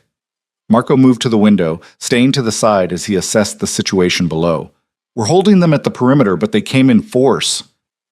The reality of it crashed over her like ice water. This wasn't a theoretical threat anymore. This was a war, and she was at the center of it. Where's Luca? Coordinating defense. He's getting you to the safe room. Marco spoke into his radio in rapid Italian, then turned back to her. Stay low. Follow me exactly. Understand? Rachel nodded, her mouth too dry to speak. She stayed on her hands and knees, following Marco out of the bedroom and down the hallway. The sounds of battle grew louder, gunfire exchanging in staccato bursts, men shouting orders, the wail of what sounded like an alarm system. They made it to the stairs when the window at the end of the hall exploded inward. Glass sprayed everywhere. Marco shoved Rachel behind him, returning fire at shapes moving in the darkness outside. She pressed herself against the wall, her hands instinctively covering her stomach. The baby. She had to protect the baby. Luca appeared from the lower floor, taking the stairs 3 at a time. His suit jacket was gone, his white shirt partially unbuttoned, and he carried a weapon with the casual competence of someone who'd done this 1,000 times. Blood streaked his left arm, but he didn't seem to notice. You're hit, Rachel said, her veterinary instincts kicking in despite the circumstances. It's nothing. Move. He grabbed her hand, pulling her toward a section of wall that looked identical to all the others. He pressed something and the wall slid open, revealing a reinforced door. Inside. Now. The safe room was exactly what it sounded like. A windowless, reinforced space with its own air supply, monitors showing security feeds, and enough supplies to last days if necessary. Luca practically pushed Rachel inside, but when she turned expecting him to follow, he stayed in the doorway. You're not coming in, she realized, her voice rising with panic. I need to coordinate the defense. Keep my people alive. Keep you alive. His eyes met hers, and she saw something fierce and protective there. You'll be safe here. The door locks from inside. No one gets through without the code. Luca, that... Rachel. He stepped closer, his hand cupping her face for a brief moment. I will come back, I promise, but right now I need you to lock this door and stay away from the monitors. What happens out there? You don't need to see it. More gunfire erupted, closer now. Luca's radio crackled with urgent Italian. He pulled back, his expression hardening back into the dangerous man who'd crashed her wedding. Lock it, he ordered, then disappeared. Rachel stood frozen for a moment, her hand hovering over the control panel.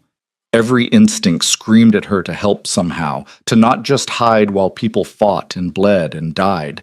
But she had the baby to think about, the life growing inside her that depended entirely on her survival.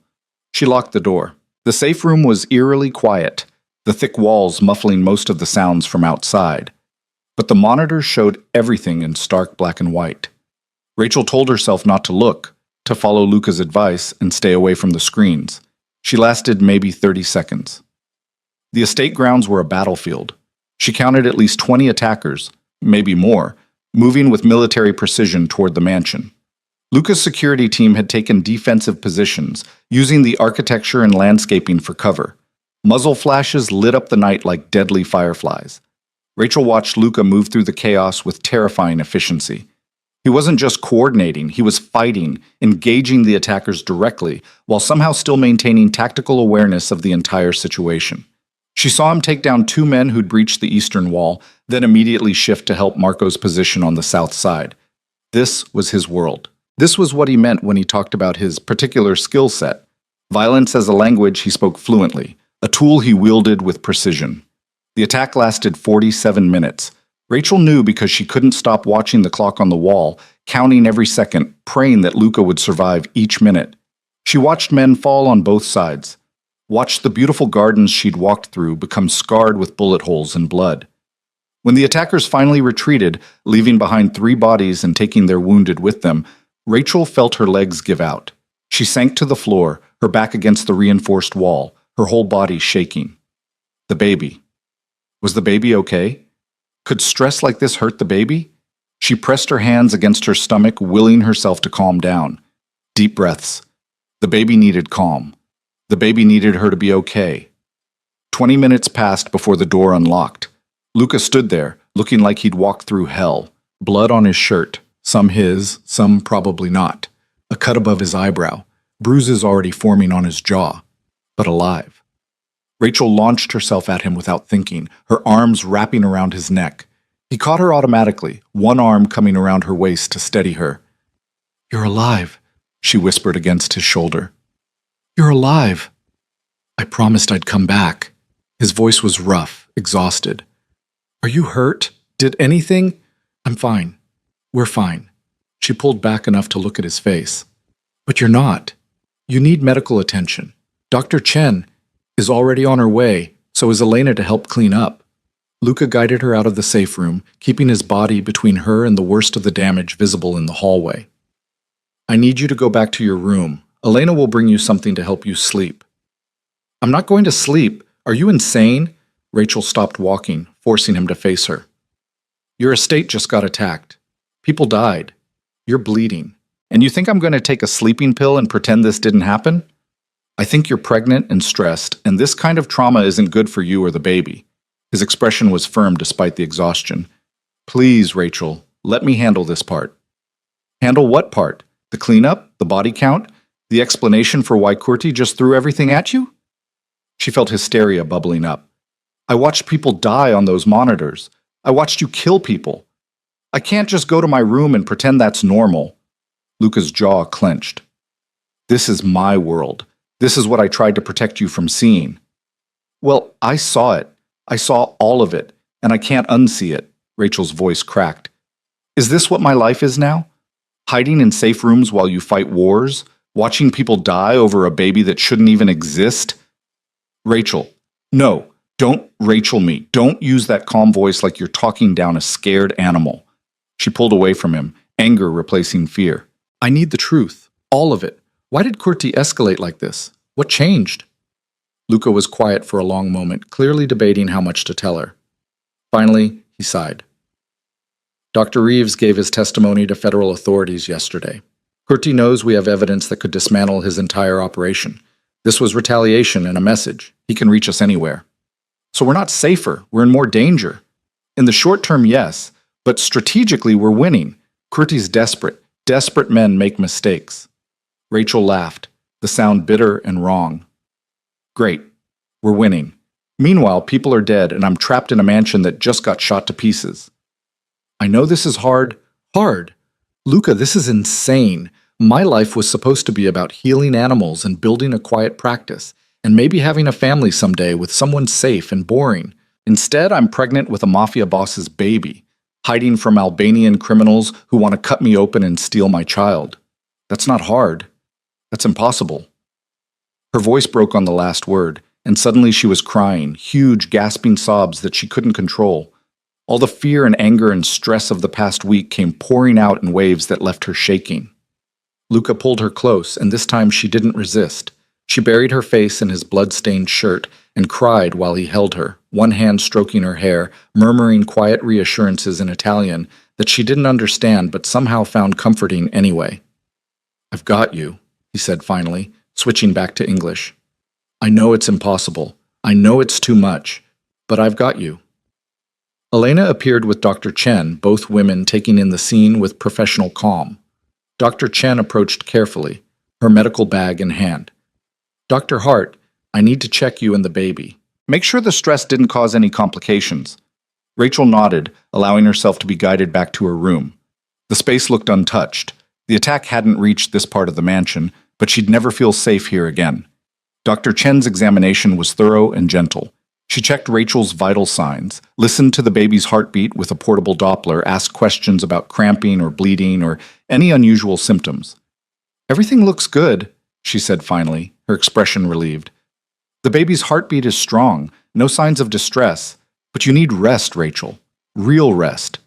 Your body is under tremendous stress." "She can give me rest when Kurti's dead," Rachel said flatly. Dr. Chen exchanged a glance with Elena. "I'm going to recommend a mild sedative, just enough to help you sleep for a few hours. It's safe for the baby, and necessary for you." Dr. Chen's voice was kind but firm. "Please, let your body recover." Rachel was too exhausted to argue. She accepted the pill, let Elena help her into pajamas, and climbed into bed. As the medication began to work, softening the edges of her panic, she heard voices in the hallway, Luca and Dr. Chen talking in low tones. "The stress could cause complications if it continues," Dr. Chen said. "She's strong, but pregnancy makes everything more delicate. Another attack like tonight won't happen. I'm doubling security, bringing in reinforcements from our operations in New York and Philadelphia." Luca's voice was hard with determination. "Kurti made his move. Now I make mine." "What does that mean?" "It means this ends. Soon. One way or another." Rachel wanted to ask what he meant, what he was planning, but the sedative pulled her under before she could form the words. She dreamed of gunfire and blood, of steel-gray eyes watching her from across a battlefield, of a tiny heartbeat that kept rhythm with her own terrified pulse. When she woke, sunlight streamed through the windows. The clock said it was past noon. She'd slept for almost 12 hours. Her body felt heavy, disconnected, like she was moving through water. Elena appeared with lunch, her expression carefully cheerful. "Mr. Valenti asked me to tell you he's in meetings, but we'll check on you this afternoon." "Meetings about what?" "I'm not privy to those details, dear, but the estate is secure. The damage from last night is being repaired. You're safe." Safe. Rachel was starting to hate that word. She ate mechanically, showered, and dressed in comfortable clothes that Elena had thoughtfully laid out. Then she did what she'd been doing every day for the past week. She tried to maintain some semblance of her normal life. She logged into her veterinary practice's system and reviewed patient files. Mrs. Patterson's dog Atlas was responding well to the adjusted treatment plan. A new case had come in, a cat with a urinary blockage that one of her colleagues had handled competently. The practice was functioning without her. Her phone, the secure one Luca had provided, showed messages from Emily asking if she was okay, saying she'd seen news reports about gang violence in the area, but didn't know if it was related. Rachel crafted a careful response saying she was fine, still safe, and would call soon. Everything was fine, everything was under control. Except nothing was fine and nothing was under control. Rachel found herself wandering the mansion, avoiding the areas where repairs were happening, but drawn to understand the full scope of what had happened. She counted bullet holes in the walls, saw blood stains that hadn't been completely cleaned yet, found a shattered window that overlooked the gardens where 3 men had died. "You shouldn't be looking at this," Luca's voice said from behind her. Rachel didn't turn around. "Did you kill them? The men who attacked?" "Some of them. My team killed others. Does it matter?" "It matters to me." Rachel finally faced him. He'd showered and changed, the blood and damage from last night replaced with his usual polished appearance, but she could see the exhaustion in his eyes, the tension in his shoulders. "I need to know who I'm—" She stopped, not sure how to finish that sentence. "Who you're what?" living with, trusting, carrying a child for? All of it. Luca moved to stand beside her at the window, looking out at the grounds being restored. I've killed people, Rachel. Not many, and never without reason. But yes. I've taken lives to protect this organization, to protect people who depend on me, and last night, to protect you. Does it bother you? Every time. Anyone who tells you killing doesn't affect them is either lying or a psychopath. He turned to face her directly. But I'd do it again. I'd do worse to keep you and that baby safe. Rachel absorbed this, trying to reconcile the man who spoke about philosophy and promised her choices with the man who killed efficiently and without hesitation. How do you live with that contradiction, being violent and principled at the same time? I don't know if I do live with it well. I just keep moving forward and hope the scale eventually tips toward more good than harm. Luca's expression was raw in a way she'd never seen before. You're right to question it. You should question it. That's what keeps people like me from becoming people like Curti. Before Rachel could respond, Marco appeared in the doorway. Boss, we've got the surveillance reports from last night. You need to see this. They moved to the war room, where Luca's team had assembled detailed analysis of the attack. Rachel followed, ignoring Marco's questioning glance at Luca. If she was living in this nightmare, she was going to understand it completely. The surveillance footage showed the attack from multiple angles. Rachel watched as the team analyzed approach patterns, identified attackers, tracked their retreat route. It was clinical and disturbing in equal measure. They knew our security layout, one of the analysts said, pointing to the screen. They targeted weak points in our perimeter, moved with knowledge of our camera positions. Someone gave them intelligence. A leak, Luca said quietly. In our organization. The room went silent. Rachel might not understand all the dynamics of Luca's world, but she understood the gravity of that statement. Someone on the inside had betrayed them. Who has access to our full security protocols? Luca asked, his voice deadly calm. Marco pulled up a list. Senior security team, household management, and your inner circle. Maybe 20 people total. Start vetting them, quietly. I want financial records, communication logs, anything unusual in the past month. Luca's expression was cold. Whoever did this is going to wish they'd never been born. Rachel watched the transformation, Luca shifting from the vulnerable man who'd held her while she cried to the dangerous leader who commanded absolute loyalty and dealt brutally with betrayal. It should have terrified her. Instead, she found herself speaking up. Don't start with threats. Start with understanding why someone would betray you. Every head in the room turned toward her. Luca raised an eyebrow. Explain. People don't usually betray someone out of nowhere. There's a reason. Fear, money, coercion, ideology. If you understand the why, you're more likely to identify the who. Rachel moved closer to the screens showing personnel files. Curti is smart. He wouldn't just offer money, he'd find leverage.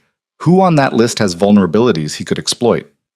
Luca studied her for a moment, then nodded to his team. You heard her?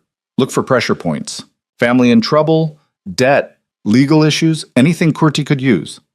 The team scattered to follow orders. Marco stayed behind, looking at Rachel with new respect. You think like a tactician. I think like a diagnostician. It's the same skill set, identifying patterns, finding the root cause. Rachel turned to Luca. I want to help with this, not just hide while you handle it. Rachel, I'm serious. You said I don't have to be passive. Prove it. Let me help identify the leak. Luca hesitated, clearly torn between protecting her and respecting her need for agency. Finally, he gestured to the files. All right, but we work together. You don't make any moves without telling me first. Over the next several hours, they analyzed the personnel files together. Rachel brought a fresh perspective, noticing things Luca's team had missed. A security guard whose daughter had suddenly transferred to an expensive private school. An assistant whose gambling debts had been mysteriously paid off. A housekeeper whose immigration status had quietly been resolved. Any of these could be leverage points, Rachel said, highlighting the patterns she'd found. But the timing is what matters. When did these things happen relative to when Curti would have needed the information? Luca pulled up timelines, overlaying them with the personnel changes Rachel had identified. One name emerged as the most likely candidate, Vincent Rossi, a member of Luca's security team for 3 years, whose elderly mother had suddenly been admitted to an expensive care facility 6 weeks ago, right around the time Kurti would have started planning the attack. "Vincent," Luca said quietly, and Rachel could hear the betrayal in his voice. "I trusted him. He's been with me since the beginning." Which is probably why Kurti targeted him. Maximum damage from a trusted source. Rachel looked at the photograph of Vincent, a man in his 40s with kind eyes and a nervous smile. "What are you going to do?" "Confront him. Get confirmation. Then," Luca stopped, glancing at Rachel. "Then what, kill him?" That's the standard response to betrayal in my world. Rachel thought about Vincent's elderly mother, about the impossible choice he'd probably faced between his loyalty and her care. Or you could use him. Feed false information back to Kurti through Vincent. Make him think he still has access while you control what he knows. Luca's expression shifted to something that might have been admiration. "You're suggesting we turn him into a double agent." "I'm suggesting you use strategy instead of violence. Isn't that what you said you've built your leadership on?" The confrontation with Vincent happened that evening in one of the mansion's interrogation rooms, a space Rachel had hoped never to see. Vincent sat in a chair, his face pale with fear as Luca and Marco stood over him. Rachel watched from behind one-way glass, her stomach churning. "Your mother's in Sunrise Manor," Luca said conversationally. 24-hour nursing care, private room, all the best treatments for her Alzheimer's. That facility costs $45,000 a month. You make $60,000 a year. Vincent's hands shook. "Mr. Valenti, I can explain." "I'm sure you can. Kurti approached you, offered to pay for your mother's care in exchange for information about my security protocols. You told yourself it wasn't really betrayal, that you were just giving him architectural details, nothing that would get anyone killed." Luca's voice was flat, emotionless. "Then last night, 3 of my men died using the defensive positions you told Kurti about." "I didn't know he'd attack. I swear I didn't know. He said he just wanted to understand your security, that it was insurance, that—" Vincent broke down, tears streaming down his face. "My mother was dying. I couldn't afford the care she needed. What was I supposed to do?" Rachel felt the observation room close in on her. This was the reality of Luca's world. Good people making terrible choices under impossible pressure, consequences that spiraled beyond anyone's control. Luca pulled out his phone and showed Vincent something. "This is your mother, 3 hours ago. Happy, comfortable, being cared for by people who treat her with dignity. That ends tonight, unless you do exactly what I tell you. Anything. Please. I'll do anything. You're going to continue feeding information to Kurti, but from now on, I control what information that is. You're going to help me set a trap, and when it closes, you're going to testify about his methods and his organization." Luca leaned closer. "Do this successfully, and your mother stays in Sunrise Manor for the rest of her life, fully funded. Betray me again, and she's in a state facility by morning. Are we clear?" Vincent nodded frantically. Yes, I understand. Thank you. Thank you." Rachel watched Luca transform a potential execution into a strategic asset, using mercy as a weapon more effective than violence. When he emerged from the interrogation room, she was waiting in the hallway. "You're not going to kill him," she said. "Not unless he gives me a reason to." Luca studied her face. "You think I should?" "I think you did exactly what I hoped you would. You chose strategy over revenge." Rachel touched his arm briefly. "That's who you are when you're at your best." Something shifted in Luca's expression, vulnerability breaking through his usual control. "You see things in me that I'm not sure actually exist." "They exist.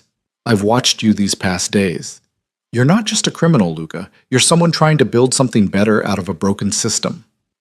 Or I'm someone very good at manipulation. Maybe both, but I don't think you're manipulating me right now." They stood in the hallway, the silence heavy with things neither was ready to say out loud. Finally, Luca stepped back, rebuilding his walls. "We need to plan the next move. Now that we have Vincent, we can feed Kurti false information about the fertility clinic raid." "Raid?" Rachel followed him toward the war room. "What raid?" "The one we're going to conduct tomorrow night. Hit the clinic, seize their records, destroy Kurti's ability to use that operation again." Luca pulled up building schematics on the screens. "Vincent will tell Kurti we're planning it for next week. That gives us a window when they're not expecting us." Rachel studied the plans, her medical knowledge kicking in. The records room is here, on the third floor, but the genetic material storage is in the basement, temperature-controlled, high security. You need both to completely shut them down. Can you identify what records are critical? What we absolutely need to seize? I can do better than that. I can tell you how to destroy the genetic material storage without leaving forensic evidence. Rachel pointed to the ventilation system.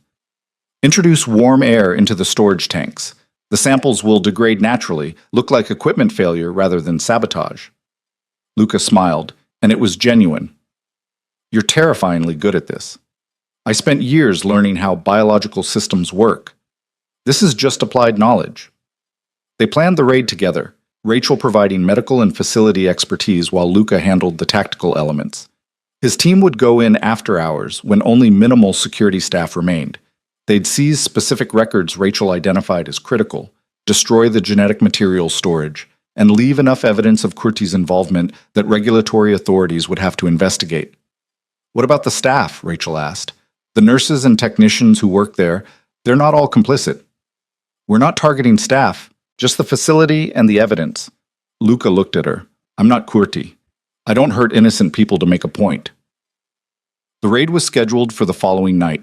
Rachel spent the intervening hours reviewing the clinic's operational procedures, identifying the specific locations of critical records, and helping Luca's team understand the facility's layout from a medical perspective. She also spent time on the phone with Emily, who was getting increasingly worried despite Rachel's reassurances. You sound different, Emily said during their video call. Harder somehow. I'm not harder.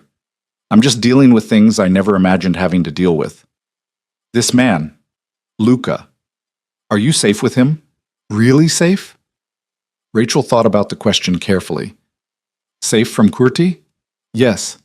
Safe in general? I don't know yet, but I trust him more than I did a week ago. That's not exactly a ringing endorsement. It's honest. That's all I can give you right now. After the call ended, Rachel found herself in the library again, drawn to the books that revealed pieces of Luca's character. She pulled down the Marcus Aurelius volume again, reading his Marginalia. Next to a passage about duty and choice, Luca had written, "We don't choose the circumstances of our power, only what we do with it." Rachel traced the words with her finger, wondering what circumstances had shaped Luca into the man he was. What choices had led him to build an empire on violence while trying to reform it from within? What made him capable of such tenderness and such brutality in equal measure? She was still reading when Luca found her hours later, well past midnight. Couldn't sleep? He asked, settling into the chair across from her. The baby's making me restless, or maybe the impending raid on a fertility clinic. Hard to say which. Luca smiled slightly. You don't have to be part of tomorrow night. You've given us the information we need. You can stay here safe while we handle the execution. And wonder the whole time if something went wrong, if you got hurt, if the plan failed. Rachel shook her head. I'd rather be there helping. Rachel, it's dangerous. Things could go wrong. I can't protect you effectively if I'm also trying to coordinate a tactical operation. Then teach me to protect myself. Show me how to handle a weapon, how to stay safe in that environment. Rachel leaned forward. I'm not asking to be on the front lines, but I need to be there. That clinic violated me. I deserve to be part of shutting it down.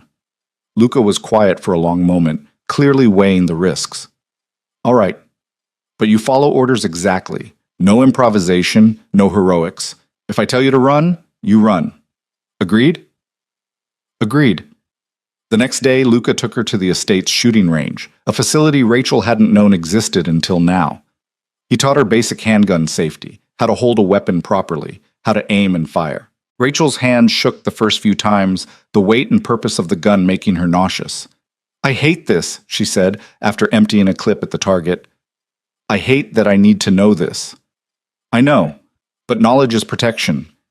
Luca adjusted her stance, his hands on her shoulders. You don't have to like it. You just have to be capable of it, if necessary. By the time the sun set, Rachel could hit a stationary target with reasonable accuracy. It wasn't expert marksmanship, but it was enough to defend herself in an emergency. The raid was scheduled for midnight. Rachel dressed in dark, practical clothes Elena provided, pants with actual pockets, a shirt that didn't restrict movement, boots designed for running. She looked at herself in the mirror and barely recognized the woman staring back. 2 weeks ago, she'd been trying on a wedding dress. Tonight, she was preparing to raid a medical facility with a criminal organization. The drive to the clinic felt both endless and too short. Rachel sat in the SUV between Luca and Marco, her heart pounding against her ribs. The baby chose that moment to make itself known with a flutter of movement. The first time Rachel had actually felt it. Her hand flew to her stomach. "Oh," Luca noticed immediately. "What's wrong?" "Nothing. The baby just... I felt it move. First time." Rachel's eyes filled with tears despite the circumstances. "Sorry, hormones are insane right now." Luca's expression softened. "That's normal. Means the baby's healthy, growing." "You've been reading pregnancy books." "Someone has to. You've been too busy planning raids." They shared a smile. Brief, genuine, wholly inappropriate for the situation, but somehow essential. The clinic appeared ahead, dark except for minimal security lighting. Luca's team moved into position with practiced efficiency. Rachel stayed with Luca and Marco, following their lead as they entered through a service entrance that Vincent's intelligence had identified as the weakest access point. Inside, the clinic felt eerie in the darkness. Rachel had been here before, trusted these hallways, believed this place existed to help people build families. Now she knew it as something corrupted, turned into a weapon by men like Curti. They moved quietly through the building, Luca's team securing the security staff and beginning the evidence collection. Rachel guided them to the records room, identifying specific files that documented the illegal procedures and Curti's involvement. Then they headed to the basement, to the genetic materials storage. The room was exactly as Rachel remembered from her research. Rows of storage tanks maintaining precise temperatures, computer systems monitoring every sample. Thousands of vials representing hope and possibility for families desperate for children. And somewhere in those tanks, the stolen sample that had been used to create her pregnancy. "This is it," Rachel said quietly, pointing to the ventilation controls. "Adjust the temperature up by 15 degrees over the next hour. The samples will degrade naturally. Curti's material, but also everything else." Luca hesitated. "You're sure? These samples represent a lot of innocent people's futures. And this facility violated those futures by proving it can't be trusted to protect them." Rachel's voice was firm. "Better to destroy everything than let Curti keep using this place as a weapon." Luca nodded to his tech specialist, who began adjusting the temperature controls. Rachel watched the readings climb, knowing she was destroying the very system that had been used to violate her. It felt like justice. Complicated, messy justice, but justice nonetheless. They were preparing to leave when alarms suddenly blared through the building. Luca's radio crackled with urgent Italian, his lookouts reporting vehicles approaching fast. "Curti's people," Marco said, his weapon already drawn. Vincent's information wasn't enough to keep them away. "Or they didn't believe it," Luca said grimly. "They're here to protect their asset." Rachel's training kicked in. Assess the situation, identify exits, prepare for the worst. Luca grabbed her hand, pulling her toward the emergency stairs as his team moved to engage the incoming threat. "We're getting you out, now!" They made it halfway up the stairs when gunfire erupted below. Rachel heard shouting, the distinctive sound of tactical teams engaging each other. Luca kept her moving, his body between her and the danger, his focus absolute. They emerged on the third floor just as men entered from the main stairwell. Curti's people, weapons drawn, blocking their escape route. Luca pushed Rachel behind him, his weapon coming up. "Stay back. Whatever happens, stay behind me." The leader of Curti's team, a man with cold eyes and a cruel smile, stepped forward. "Luca Valenti, Mr. Curti would like to negotiate." "Tell Curti to go to hell." "He expected you'd say that, which is why we came prepared with an alternative offer." The man's smile widened. "Give us Dr. Hart, and we let your people walk out of here alive. Refuse, and we make this building a tomb for everyone inside." Rachel felt ice flood her veins. They'd walked into a trap. Despite Vincent's information, despite all their planning, Curti had anticipated their move and turned it against them. Luca's hand found hers, squeezing briefly. Then he spoke, his voice deadly calm. "You're not taking her, you're not touching her, and if you think I'm going to trade lives for convenience, you don't know me at all." The man shrugged. "Then we do this the hard way." Everything happened at once. Gunfire erupted from both sides.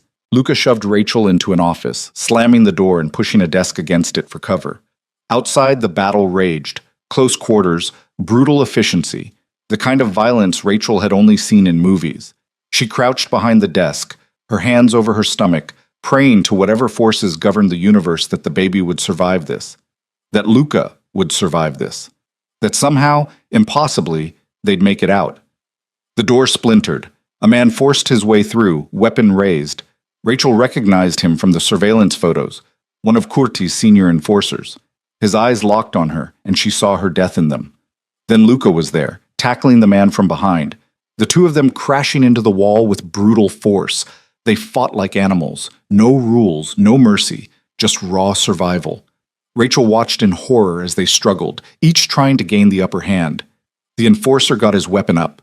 Rachel screamed a warning. Luca deflected the shot, the bullet going wild, but the enforcer used the momentum to throw Luca off. He raised the weapon again, this time aimed directly at Rachel. She didn't think, didn't hesitate. The weapon Luca had given her was in her hand, and she fired 3 times, just like he'd taught her. The enforcer went down. Rachel stared at what she'd done, her whole body shaking. She'd killed a man. Actually pulled the trigger and taken a life. The reality of it crashed over her in waves, horror, necessity, guilt, relief, all tangled together. Luca pulled her to her feet, checking her for injuries. "Are you hurt? Did he touch you?" Rachel couldn't speak, could only shake her head.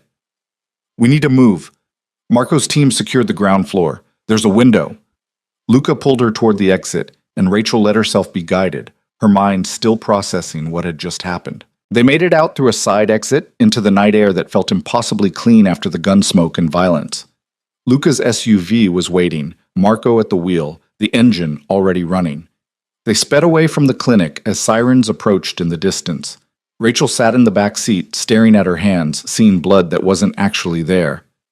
"Rachel." Luca's voice was gentle, his hand covering hers. "Look at me." She met his eyes and saw understanding there, empathy, shared experience. "You did what you had to do," he said quietly. "You protected yourself, protected the baby. That's not murder. That's survival." "I killed someone." "You survived. There's a difference." Rachel wanted to believe him, wanted to accept that pulling the trigger had been necessary and justified.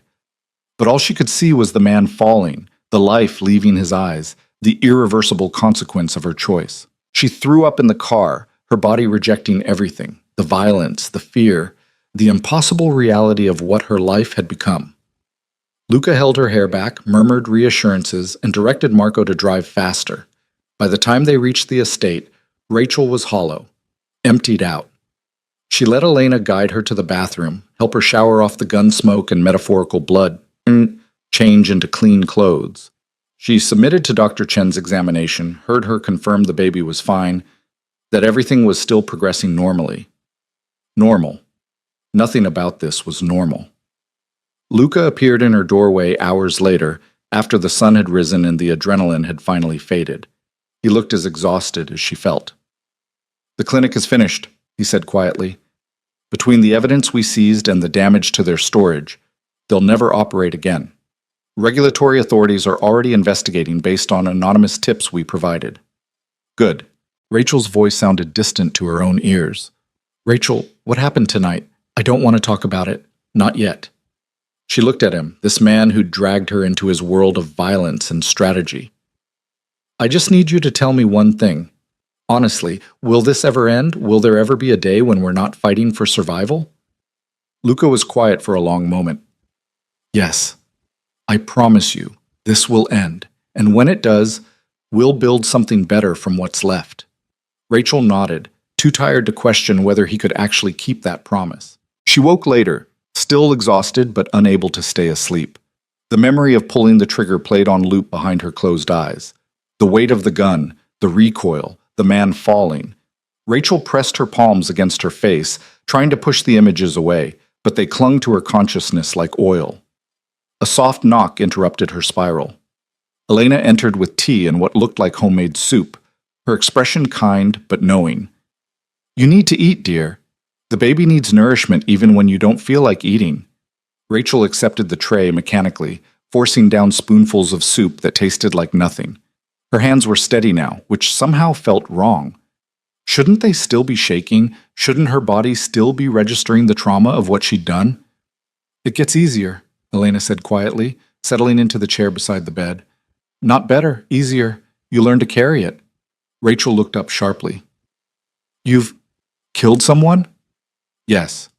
Once. A long time ago, when I was younger and working in a very different capacity, Elena's eyes held old pain. A man broke into my apartment. I had a kitchen knife. He didn't expect me to fight back. How do you live with it?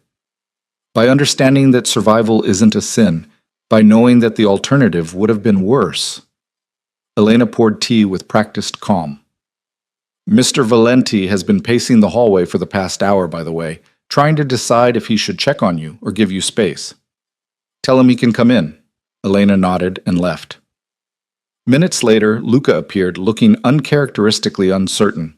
He'd changed out of his tactical gear into casual clothes, jeans and a dark sweater that made him look younger, more approachable. The cut above his eyebrow from the estate attack had scabbed over, and new bruises shadowed his jaw. How are you feeling? He asked, staying near the door. Like I killed someone last night. How should I be feeling? Luca moved closer, sitting carefully on the edge of the bed.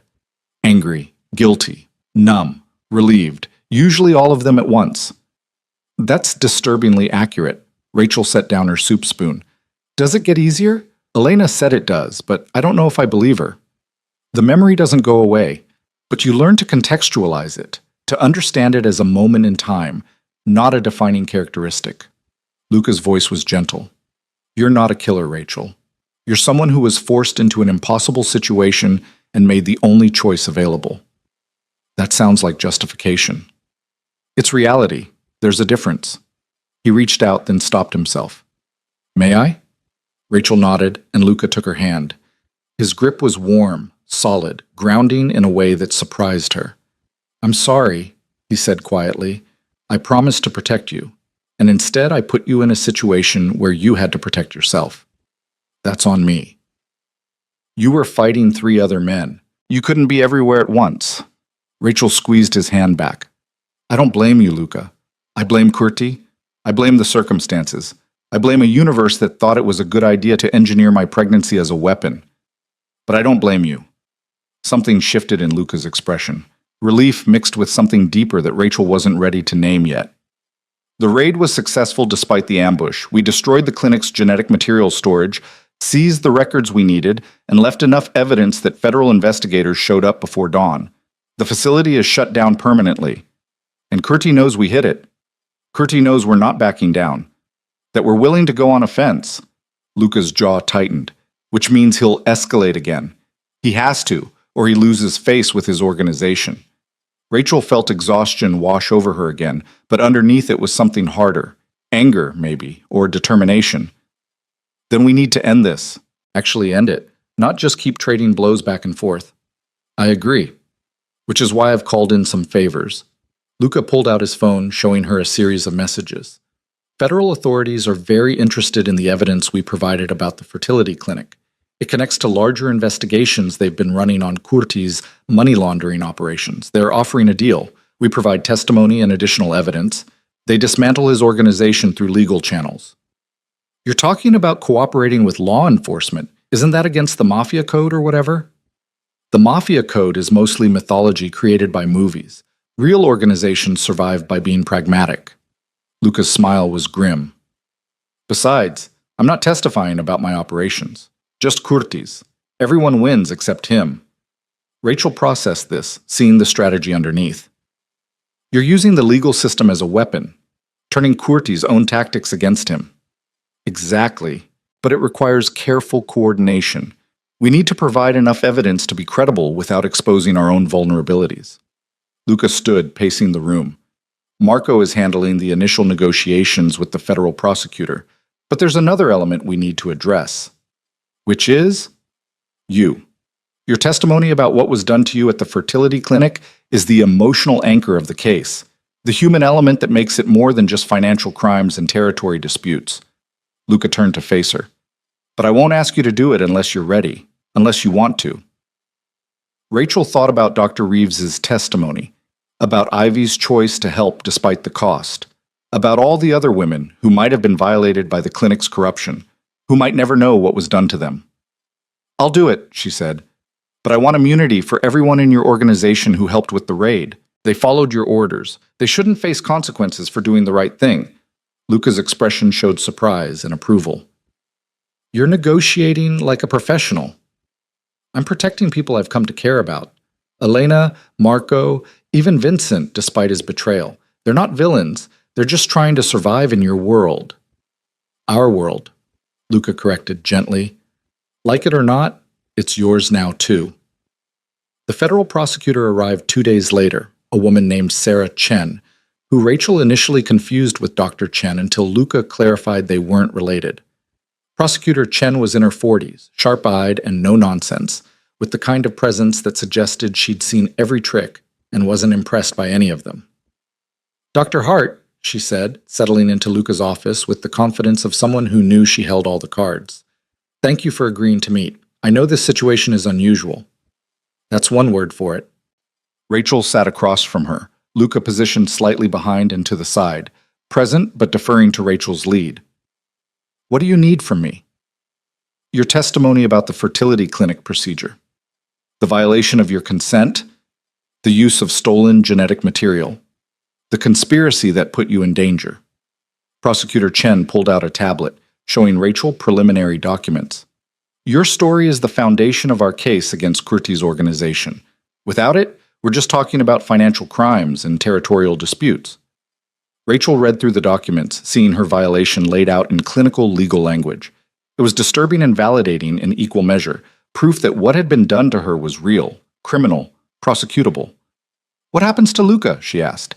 "If I testify, if you build this case, does he face charges too?" "Mr. Valenti has agreed to provide evidence about Kurti's operations in exchange for immunity on unrelated matters. As long as he cooperates fully and doesn't obstruct our investigation, his organization's activities are not our focus." Prosecutor Chen's gaze was steady. "I'm not naive, Dr. Hart. I know what Mr. Valenti does, but I also know that sometimes you work with complicated people to take down worse ones." "Pragmatic," Rachel said, echoing Luca's earlier words. "Realistic.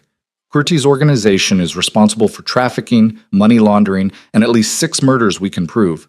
Taking him down is worth the compromise of working with Mr. Valenti." Prosecutor Chen leaned forward. "But I need to know you're willing to testify, to face Kurti in a courtroom, and tell your story publicly." Rachel felt Luca's presence behind her, a silent support that somehow made the decision easier. "I'll testify, but I have conditions." "I'm listening." "Full protection for my family, my sister, my father, anyone Kurti might target in retaliation. I want them under federal protection until this is resolved. Already arranged. And I want to know what happens to the other women. The fertility clinic has been operating for years. How many other procedures might have been compromised? How many other women are walking around not knowing they were violated?" Prosecutor Chen's expression softened slightly. "We're auditing every procedure from the past 5 years. Any woman who might have been affected will be notified and offered counseling and support. You have my word on that." Rachel nodded, feeling some small measure of justice in that promise. "Then I'll testify. Tell me what you need." The preparation for testimony took weeks. Prosecutor Chen visited the estate regularly, walking Rachel through her story over and over, preparing her for the kinds of questions defense attorneys would ask, helping her stay focused on facts rather than emotions. It was exhausting and cathartic in turns. Meanwhile, Luca coordinated his side of the arrangement, providing the federal team with detailed information about Kurti's financial operations, his trafficking networks, his legitimate business fronts. Rachel watched him work, saw how he compartmentalized the information, never giving away anything about his own operations while still being useful to the investigation. "You're very good at this," she observed one evening, finding him in the library surrounded by documents, walking the line between cooperation and self-preservation. "I've had practice. This isn't the first time I've worked with federal authorities." Luca looked up from his papers, fatigue evident in his eyes. "Sometimes the enemy of my enemy is a temporary ally." "Is that all the government is to you? A temporary ally?" They're a force that can be leveraged for strategic purposes. Not friends, not enemies. Tools. He set down his pen. Does that bother you? Rachel considered the question honestly. 2 months ago, it would have. Now I understand that survival requires using whatever tools are available. You taught me that. I'm not sure if that's a compliment or an accusation. Both, probably. Rachel settled into the chair across from him. I've been thinking about what happens after the trial, after Kurti's dealt with, after all of this is over. Luca's expression became carefully neutral. And what have you concluded? That I don't want to go back to my old life. Not completely. The admission felt massive, like stepping off a cliff. The veterinary practice? Yes. My work with animals? Absolutely. But the rest of it, the safe, predictable existence with someone like Derek, I can't do that anymore. What do you want instead? I don't know yet, but I know it involves this baby, and somehow it involves you, and it's going to be complicated and probably dangerous and nothing like what I imagined my life would be. Rachel met his eyes directly. Is that insane? Luca was quiet for a long moment, his expression shifting through several emotions too complex to name. Finally, he spoke, his voice rough with something that sounded like hope. It's not insane. It's terrifying and unprecedented and goes against every rule I've built my life around.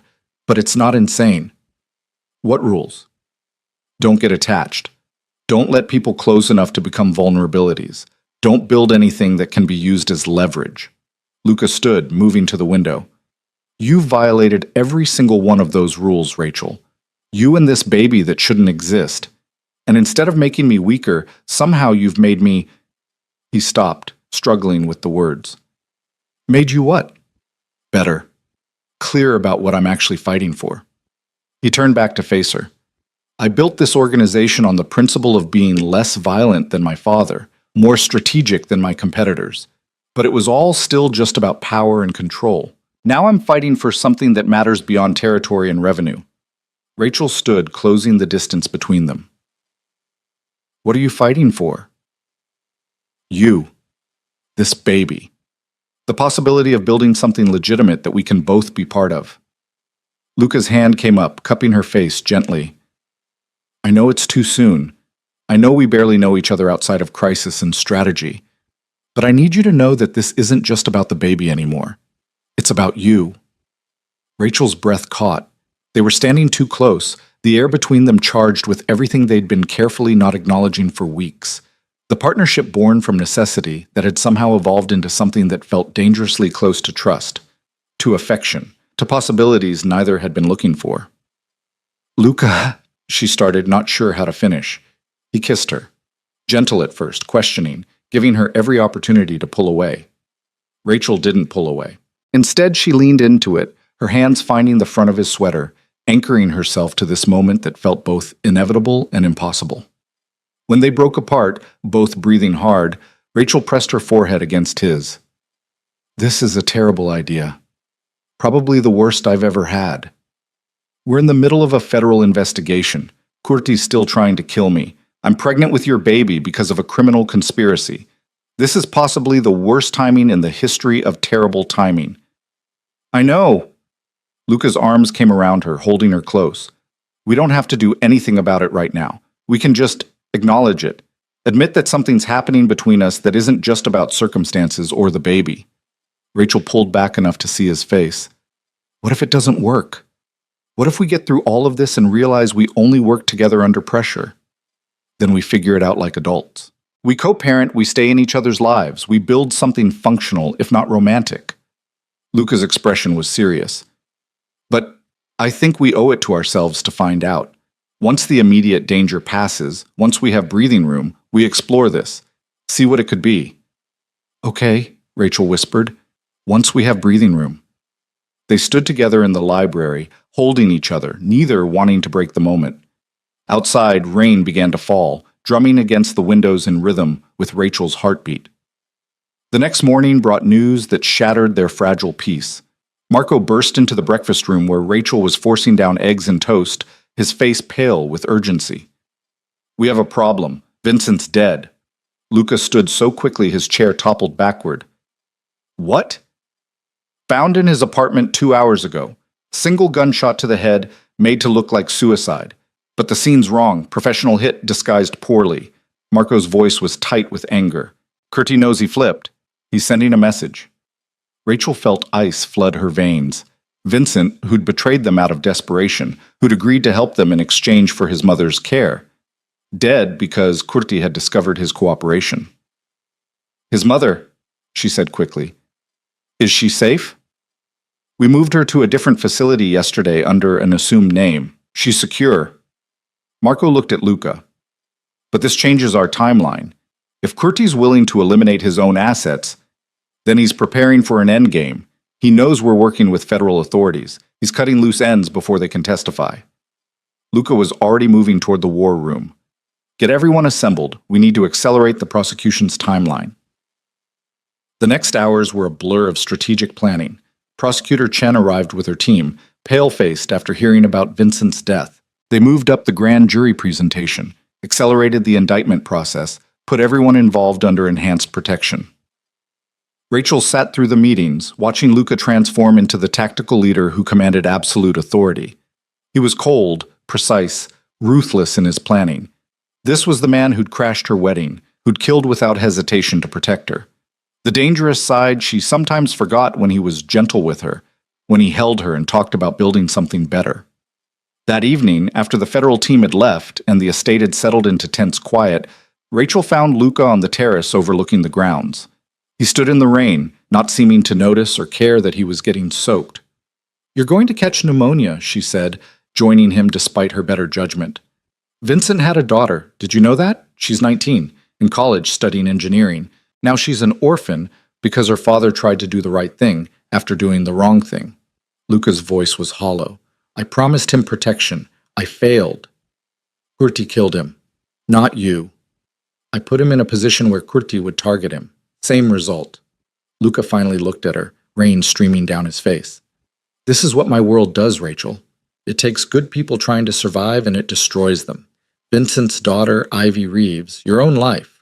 All collateral damage in wars that have nothing to do with you. Rachel stepped closer, taking his hand. Then we end the war. We make sure Curti can't hurt anyone else. And we build something different afterward. What if I can't? What if this is all I know how to do? Manage violence, leverage power, make impossible choices that get people killed. Then you learn something new, with me. Rachel pulled him toward the door, out of the rain. But first we survive this, together. The grand jury indictment came through 3 days later. The federal prosecutor unsealed charges against Arben Curti and 17 members of his organization, conspiracy, racketeering, money laundering, trafficking, and multiple counts of murder. The evidence Rachel and Luca had helped provide formed the foundation of the case. Curti's response was swift and brutal. Within hours of the indictment going public, 3 of his legitimate businesses were raided by federal agents. His assets were frozen. His associates began scrambling to cut deals and save themselves. But cornered animals were the most dangerous, and Curti was very cornered. The threat assessment came through Marco late that night. Curti's going dark. His known locations are empty, his usual communication channels are silent. He's planning something big. Define big, Luca said, though his expression suggested he already knew. He's burned his organization to the ground rather than let it be taken by federal authorities. Every asset liquidated, every operation shut down, every loose end eliminated. Marco's face was grim. He's got nothing left to lose, which means he's going to come after the one thing that still matters to him, revenge. Against me, Luca said. Against both of you, Marco corrected, his eyes moving to Rachel. He blames Dr. Hart for testifying, blames you for protecting her. He's going to try to take you both out before he disappears or gets arrested. Rachel felt the baby flutter inside her. 13 weeks now, becoming more real every day. She pressed her hand against her stomach protectively. Then we need to give him a target he can't resist. Draw him out before he has time to plan something we can't anticipate. Both men looked at her. Luca's expression was immediately resistant. Absolutely not. If you're suggesting using yourself as bait, I'm suggesting we take control of the situation instead of waiting for him to strike on his terms. Rachel moved to the tactical displays Marco had pulled up. He wants revenge. He wants to hurt you by hurting me. So we offer him the opportunity under controlled circumstances. Rachel, this is insane. You're pregnant. You've already been through too much, which is exactly why I want this ended. Now, before the baby gets any further along, before there's more risk. Rachel turned to face Luca directly. You said we're in this together. You said we'd figure it out together. That includes the endgame. Luca looked like he wanted to argue, to refuse outright. But Rachel could see him working through the logic, seeing the strategic sense underneath his emotional resistance. What are you proposing? He asked finally, his voice tight. A public appearance. Somewhere Curti would expect to be able to reach me. Somewhere with enough witnesses that he'd have to be careful, but not so secure that he'd know it's a trap. Rachel pulled up a calendar on her phone. The Boston Veterinary Association is holding a charity gala in 2 weeks. I was supposed to attend before, everything. If I show up, make it known I'll be there, Curti will have to take the opportunity. You want to turn a charity gala into a combat zone. I want to turn it into the place where Curti gets arrested or eliminated, surrounded by federal agents and your security team, in a controlled environment where we dictate the terms. Rachel's voice was steady, despite her racing heart. It's risky, but waiting for him to strike on his terms is riskier. Marco was already running scenarios on his tablet. It could work. High-profile event means lots of security already in place. We can coordinate with federal authorities, position our people strategically, create a perimeter Curti would have to penetrate to reach Dr. Hart. And when he does penetrate it, because he will, he's that good. Luca's expression was dark. What happens when you're face-to-face with the man who orchestrated your violation and has been trying to kill you for weeks? Rachel met his eyes steadily. Then I trust that you'll be there to protect me, like you promised. The planning for the gala consumed the next 2 weeks. Federal authorities coordinated with Luca's security team in an unprecedented collaboration that made everyone uncomfortable but was necessary. Rachel worked with Prosecutor Chen to ensure that when Curti appeared, and they all agreed he would, there would be ironclad evidence to justify his arrest. Dr. Chen confirmed the baby's continued health, though she worried about Rachel's stress levels. Your blood pressure is elevated, not dangerously so, but concerning. You need to find ways to relax. I'll relax after Curti's in custody or dead, Rachel said flatly. Elena helped her prepare for the gala, finding a dress that accommodated her small but growing bump while still looking elegant. Rachel stared at herself in the mirror the day before the event, barely recognizing the woman staring back. She looked harder, older, like someone who'd seen too much in too short a time. Luca found her there, standing in front of the mirror in the beautiful dress, her hand on her stomach. He wore a tuxedo that made him look dangerous and sophisticated in equal measure. You look beautiful, he said quietly. I look terrified. That too. He moved behind her, meeting her eyes in the mirror. We can still call this off, find another way. There is no other way. Not one that ends this definitively. Rachel turned to face him. I need this over, Luca. I need to know that this baby can be born into a world where we're not constantly looking over our shoulders. I know. His hand settled on her waist, careful of the bump between them. Tomorrow night, whatever happens, I need you to promise me something. What? That you'll run if I tell you to, that you'll trust Marco and the federal team to protect you if I can't, that you'll put yourself and the baby first, even if it means leaving me behind. Rachel's throat tightened. Luca? Promise me, Rachel, I can't do this if I'm worried you'll try to be a hero. She wanted to argue, to refuse to make a promise she might not be able to keep, but she saw the fear underneath his controlled exterior, the vulnerability he was allowing her to see. I promise, she whispered. But you have to promise me something too. Anything. That you'll survive. That you'll be there when this baby is born. That we'll get our chance to figure out what this is between us. Rachel reached up, touching his face. Promise me we get our shot at something normal. Luca pulled her close, holding her like she was the most precious thing in his world. I promise. We survive this together, and then we build whatever future we want. They stood together in the fading light, both knowing that tomorrow would change everything. That the gala would be the culmination of weeks of fear and strategy and impossible choices. That whatever happened, there would be no going back to who they were before. Rachel felt the baby move between them, a flutter of life that reminded her what they were fighting for.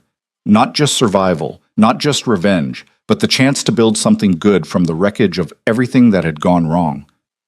I'm ready, she said finally, pulling back to meet Luca's eyes. Tomorrow. I'm ready. Luca nodded, his expression fierce with determination and something deeper. Then we end this, once and for all. The morning of the gala dawned clear and cold, the kind of Boston autumn day that promised early frost and changing leaves.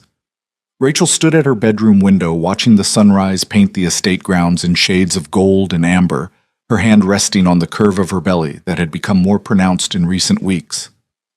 14 weeks pregnant. 3.5 months since the wedding that never was. A lifetime compressed into impossible days. The baby's moving more now, she said to Luca, who'd stayed with her through the night, neither of them able to sleep. Like it knows something big is happening today. Luca moved behind her, his arms coming around to rest over hers on her stomach. Probably just responding to your elevated heart rate. Babies can sense their mother's stress. Comforting, Rachel said dryly, but she leaned back against him, drawing strength from his solid presence. Are you scared?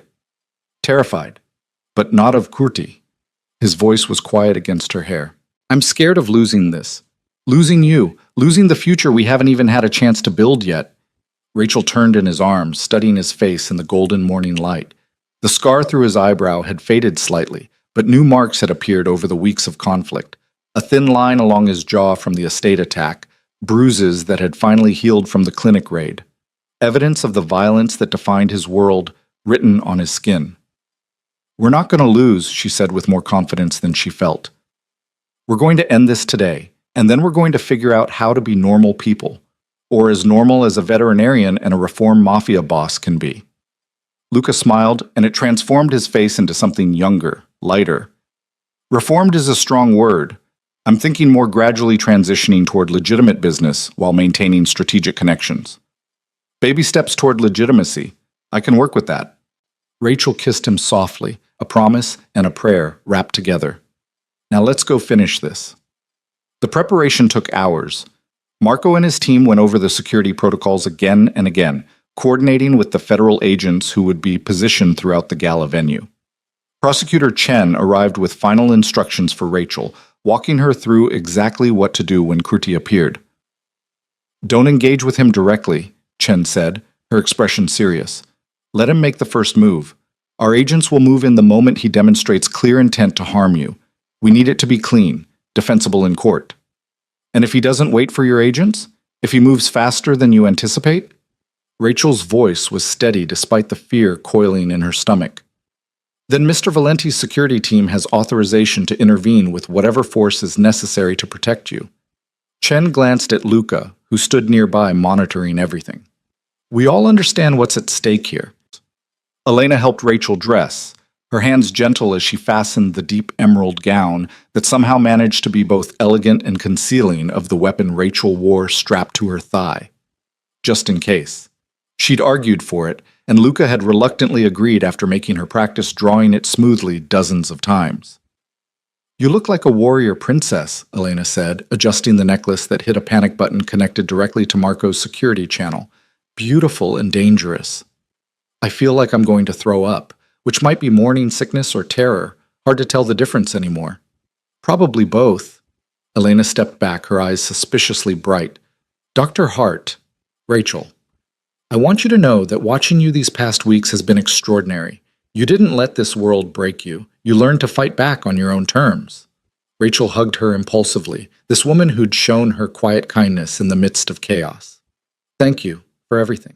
For making this place feel less like a prison and more like a home, Elena finished gently. That's what it should be, what I hope it becomes, for both of you.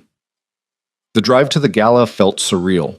Rachel sat beside Luca in the armored SUV, surrounded by security vehicles that tried to look inconspicuous but fooled no one. Her colleagues from the veterinary practice would be at the event, people who'd known her before all of this, who still thought of her as the competent, quiet Dr. Hart, who preferred animals to people. What would they see when they looked at her now? You're quiet, Luca observed, his hand finding hers. Just thinking about how different everything is from 3 months ago. How different I am. Rachel squeezed his fingers. I was going to marry Derek. Can you imagine? I was actually going to spend my life with someone I didn't love because it seemed safe and sensible. And now you're walking into danger with a criminal, pregnant with his baby, about to use yourself as bait to catch an Albanian crime lord. Much more sensible. Rachel laughed despite the tension. When you put it that way, my decision-making skills seem questionable at best. Or you've learned that safety isn't the same as happiness, that sometimes the risky choice is the right one. Luca lifted her hand to his lips, kissing her knuckles. Whatever happens tonight, I want you to know. I don't regret any of it. Not crashing your wedding, not bringing you into my world, not falling for you in the most inconvenient way possible. Rachel's breath caught. They danced around the word for weeks, acknowledged the connection without naming it. But hearing Luca say it out loud made it real in a way that terrified and thrilled her equally. I don't regret it either, she whispered. Any of it. Even the parts that were horrible, because they led here. To us. The gala was being held at the Fairmont Copley Plaza, the same hotel where her wedding should have happened. Rachel felt the irony like a physical weight as they pulled up to the entrance. The gardens where Luca had crashed through the gates had been repaired, the lawn perfectly restored, no evidence remaining of the violence that had shattered her old life. Full circle, Luca murmured, clearly thinking the same thing. Let's hope this ending is better than that beginning. Marco and his team flanked them as they entered, their positions coordinated with the federal agents Rachel had been briefed to recognize. She spotted Prosecutor Chen near the bar, dressed in evening wear but scanning the crowd with professional intensity. 2 agents by the exits, 3 more positioned near the stage where the charity auction would take place later. And somewhere in this crowd of Boston's veterinary community and their wealthy supporters, Arben Kurti would be watching, waiting for his moment. Rachel's colleagues descended immediately, their expressions a mixture of concern and curiosity. Dr. Patricia Mills, who'd been covering Rachel's surgeries for the past months, hugged her carefully. Rachel, we've been so worried. The news about what happened at your wedding, then you disappeared, are you okay? Is this... Her eyes moved to Luca with obvious questions. Is this the man from the wedding? It's complicated, Rachel said, which was the understatement of the century. Pat, this is Luca Valenti. Luca, Dr. Patricia Mills, my colleague and friend. Patricia shook Luca's hand with the wariness of someone who'd read too many news reports about violence and criminal organizations. Mr. Valenti, I've heard things. I'm sure you have. Most of them are probably true. Luca's smile was charming, but didn't quite reach his eyes, which continued scanning the crowd. Thank you for taking care of Rachel's patients while she's been dealing with personal matters. Personal matters. Patricia's gaze dropped to Rachel's stomach, where the dress couldn't quite hide the small bump. Oh my. Rachel, are you pregnant? Yes, 14 weeks. Rachel kept her voice steady, aware that Marco had tensed nearby, that Luca's hand had moved closer to his concealed weapon. Something had changed in the room's energy. It's been a complicated few months. That's putting it mildly. Patricia looked like she had 1,000 questions, but was too polite to ask them in public. Well, congratulations, I think, if that's appropriate. It is. Thank you. Rachel spotted movement near the terrace entrance, a man who matched Kurti's description from the surveillance photos, though he'd changed his appearance slightly. Gray hair instead of dark, glasses, a beard, but the cold eyes were unmistakable. Pat, I need to circulate. We'll catch up properly soon, I promise. She moved away, Luca immediately at her side. Northeast corner, she murmured. Terrace entrance. That's him. I see him. Marco, confirm identity. Luca spoke into his concealed microphone while maintaining his position next to Rachel, his hand settling on her lower back. To anyone watching, they looked like a couple attending a charity event. Only Rachel could feel the tension in his body, the coiled readiness for violence. Marco's voice came through the hidden earpiece Rachel wore. Confirmed. Facial recognition match 97%. Federal team is moving into position. Hold your current location. Rachel felt her heart hammer against her ribs. This was it, the moment everything had been building toward. Kurti was here, in the same room, watching her, planning how to exact his revenge. The baby chose that moment to flutter against her hand, a reminder of what she was protecting. Not just herself, not just her future with Luca, but the innocent life that had been created as a weapon but would become something better if she survived the night. Kurti moved through the crowd with the confidence of someone who belonged, stopping to chat with donors, accepting champagne from passing servers. He was working his way closer to Rachel, unhurried, patient, playing the long game even now. He's not going to make his move in the crowd, Luca said quietly. Too many witnesses, too much security. He'll wait until you're isolated. Then we give him the opportunity. Somewhere we control. Rachel scanned the venue, spotting the hallway that led to the private meeting rooms. The auction preview is in the East Wing. If I go to view the items alone, you're not going anywhere alone. I'll have Marco's team positioned along the route, federal agents at both ends, and you watching from close enough to intervene. Rachel turned to face Luca directly. We agreed. We draw him out on our terms. This is how we do it. She could see him fighting every protective instinct, every urge to say no and keep her locked by his side. But they'd planned for this, anticipated it, and Luca had promised to trust her judgment. 30 seconds behind you, he said finally. Any sign of trouble, you run. You use the panic button. You protect yourself and the baby first. I remember the rules. Rachel touched his face briefly, aware of the eyes watching them. 30 seconds. I'll be counting. She moved through the crowd alone, feeling exposed despite knowing she was surrounded by protection. The hallway to the auction preview was well lit and populated with other guests examining the items up for bid, signed sports memorabilia, luxury vacation packages, original artwork. Rachel pretended interest in a painting of the Boston skyline while tracking Curti's position through the reflection in the glass. He'd followed her, moving slowly, maintaining distance but definitely following.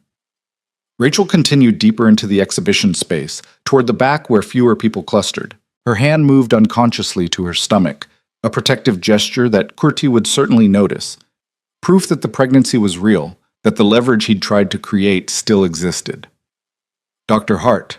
His voice came from behind her, accented but smooth. How lovely to finally meet you properly.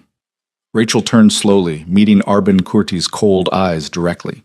Up close, she could see the cruelty in his pleasant smile, the calculation in every measured movement.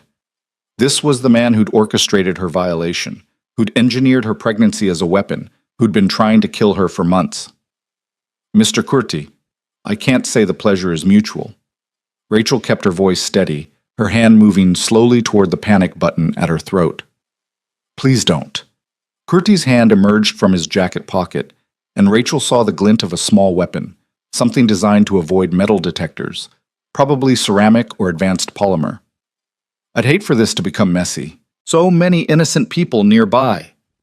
Rachel froze, her training warring with terror.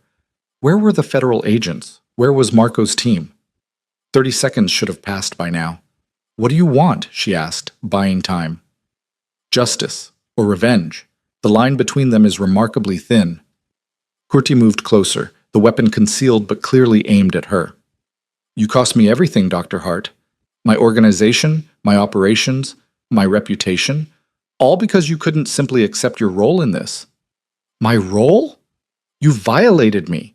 You stole genetic material and used it to create a pregnancy without my consent. You turned my body into a battlefield. Rachel's voice shook with anger that overrode her fear. I didn't cost you anything. You destroyed yourself through your own choices. Such fire. Valenti must appreciate that. Though I wonder if he'll still appreciate it when I've eliminated you and the leverage you represent. Curti's smile widened. Did you really think I wouldn't recognize a trap? That I wouldn't plan for your amateur attempt to draw me out? Rachel's blood went cold. What did you do? The same thing you did. I brought backup. Curti raised his other hand, showing her a phone with a simple message displayed. Now. Somewhere in the gala, an explosion rocked the building. Screams erupted from the main ballroom. The lights flickered and died, plunging the auction preview into darkness broken only by emergency lighting. Rachel ran. She didn't think, didn't hesitate. Her hand found the weapon strapped to her thigh, and she sprinted toward where she knew the emergency exit would be. Behind her, Curti shouted orders in Albanian, and she heard multiple sets of footsteps giving chase. The hallway was chaos. Guests fleeing the explosion, security personnel trying to establish control, smoke beginning to fill the air from whatever Curti had detonated in the ballroom. Rachel pushed through the crowd, her only thought to get to safety, to protect the baby, to survive. Strong hands grabbed her arm, and she spun, weapon rising automatically. Luca caught her wrist, his face appearing in the emergency lighting like an answer to a prayer. "I've got you. This way." He pulled her toward a service entrance, Marco appearing on her other side, both men creating a protective barrier as they moved. Curti set off a smoke bomb in the main hall. "Federal team is securing the building, but he has people positioned throughout. We need to get you out."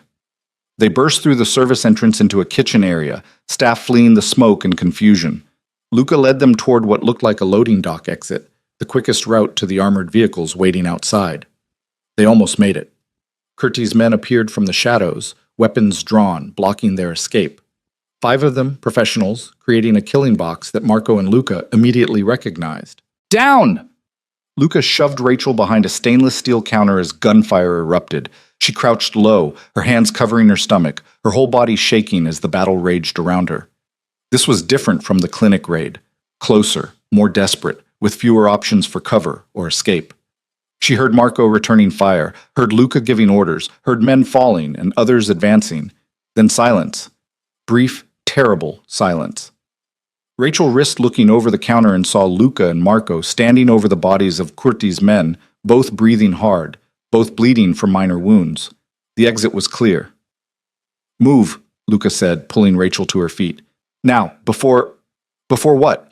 Curti's voice came from the loading dock entrance, and Rachel saw him silhouetted against the outside lights, a larger weapon in his hands now. "Before I finish what I started?" He fired, and Luca pushed Rachel aside, taking the bullet meant for her. She watched in horror as he went down, blood spreading across his white shirt, his expression more surprised than pained. "Luca!" Rachel dropped beside him, her medical training taking over. Entry wound in the shoulder, bleeding but not arterial. He'd live if she could stop the hemorrhaging. "Stay with me. Don't you dare." "Rachel, run!" Luca gasped, his hand finding hers. "Please, like you promised." "No, not without you." Marco engaged Curti, drawing his fire away from Rachel and Luca. She heard more gunfire, heard federal agents finally breaching the kitchen, heard Prosecutor Chen shouting orders. But all Rachel could see was Luca bleeding, his grip weakening in hers, his eyes starting to lose focus. "Don't leave me," she whispered fiercely, pressing her hands against the wound. "You promised we'd survive this together. You promised we'd build something. You don't get to break that promise." "Rachel," his voice was fading. "The baby. Protect. The baby needs a father. I need you." Rachel leaned closer, her tears falling on his face. "Fight. Please fight." Hands pulled her away, federal agents securing the scene, calling for medical assistance. Rachel struggled against them, refusing to leave Luca, refusing to accept that after everything they'd survived, he might die protecting her. Paramedics arrived, working on Luca with professional efficiency. Rachel watched them, her veterinary knowledge translating the medical terminology, understanding that he was critical but stable, that the bullet had missed major organs but caused significant blood loss, that he might survive if they moved fast enough. Dr. Hart. Prosecutor Chen appeared at her side, her expression a mixture of relief and concern. "We have Curti in custody. His men are neutralized. The building is secure. You're safe." "I don't care about safe. I care about him." Rachel gestured toward where paramedics were loading Luca onto a stretcher. "I need to go with him." "Of course. Agent Morrison will escort you to the hospital. We'll need your statement eventually, but that can wait." The ambulance ride was a blur. Rachel sat beside Luca, holding his hand, watching monitors that tracked his vital signs with beeping precision. He was unconscious now, the paramedics having sedated him to manage pain and prevent shock. "Is the baby okay?" one of the paramedics asked, noticing Rachel's protective hand on her stomach. "I think so. I haven't felt anything wrong." Rachel realized she'd been so focused on Luca that she hadn't checked herself for injuries. "I'm not bleeding or cramping." "We'll have OB check you when we arrive, but try to stay calm. Stress isn't good for you or the baby." Stay calm. As if that were possible when the man she loved was bleeding out next to her, when her entire world had nearly ended in a kitchen loading dock, when everything she'd been fighting for hung in the balance. The hospital was chaos, trauma teams mobilizing, federal agents securing the area, media trucks already gathering outside after reports of the explosion at the gala. Rachel was whisked into an examination room while Luca was rushed to surgery. Dr. Chen, the geneticist, not the prosecutor, appeared and performed a quick ultrasound, her expression focused. "The baby's heartbeat is strong," she said, and Rachel felt relief so intense she nearly passed out. "No signs of distress or complications. You're incredibly lucky, Rachel." "Luck had nothing to do with it. Luca took a bullet for me." Rachel's voice broke. "He promised we'd survive together, and then he protected you. That's what he does." Dr. Chen squeezed her hand. "And he's strong. He'll fight his way through this just like he's fought through everything else." Rachel waited in a private room, surrounded by federal agents and Marco's security team, all of them looking shell-shocked. Marco appeared hours later, his arm in a sling, his face haggard. "Boss is out of surgery, bullet removed, blood loss controlled. Doctors say he'll make a full recovery with time." Marco sank into the chair beside Rachel. "He's asking for you." Rachel was on her feet immediately. "Take me to him." Luca's hospital room was too quiet, too sterile, too unlike the vibrant man who'd crashed into her life with such force. He lay in the bed looking pale and vulnerable, monitors beeping steadily, IV lines snaking into his arms. But his eyes opened when Rachel entered, and the smile he managed was pure Luca, defiant even in weakness. "You're supposed to be resting," Rachel said, moving to his bedside and taking his hand carefully. "I'll rest when I know you're okay. And the baby." His voice was rough but determined. "Are you—" "We're fine. Both of us. The baby's heartbeat is strong. I'm uninjured. We survived."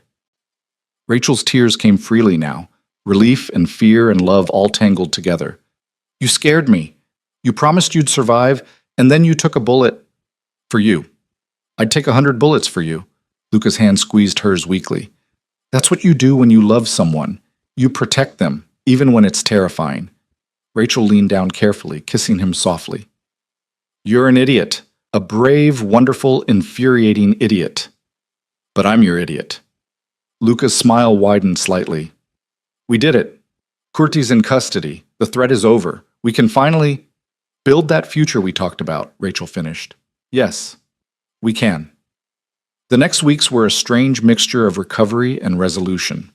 Luca healed slowly, his shoulder requiring physical therapy and patience he didn't naturally possess.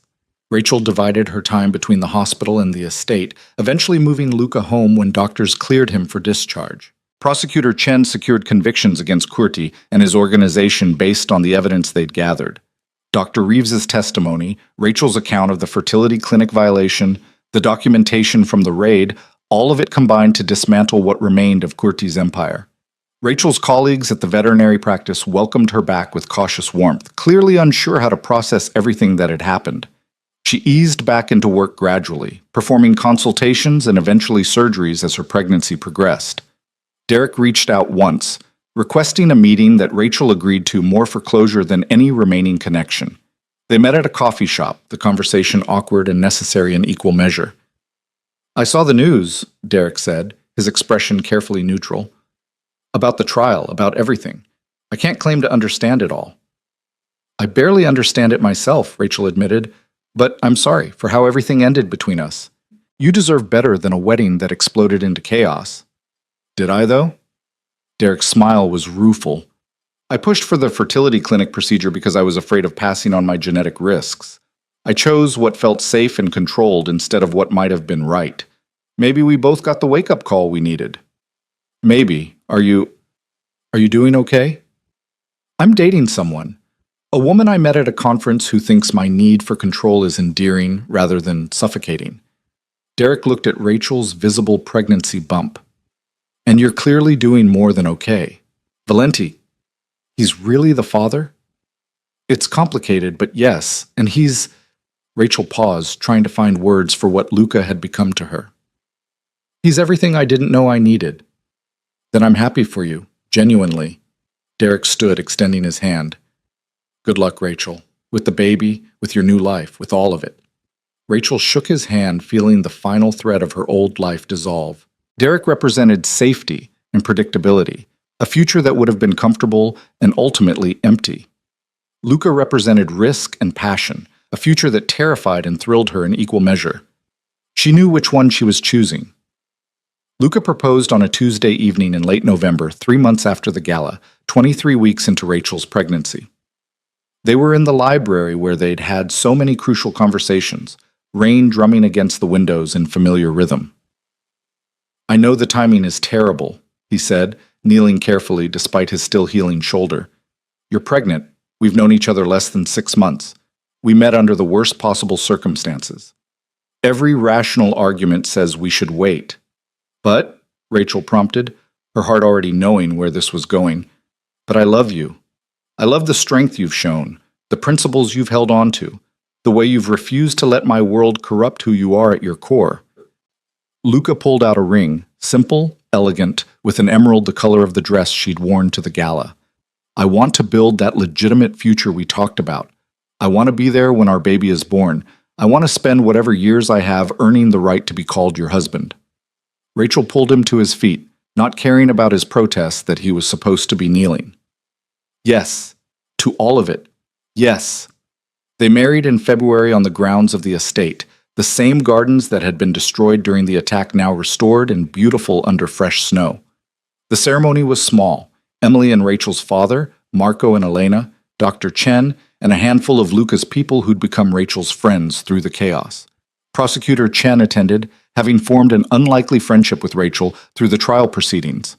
"You're the only person I know who successfully reformed a criminal organization from the inside," she said during the reception. "The legitimate businesses Luca's been building, the reduced violence, the support networks for people trying to leave the life. You did that." "We did that," Rachel corrected, watching Luca laugh at something Marco said, looking lighter than she'd ever seen him. "I just reminded him who he wanted to be." The baby arrived in late April during a thunderstorm that rattled the windows of the hospital delivery room. Luca held Rachel's hand through 13 hours of labor, never leaving her side despite her threats and his own fear.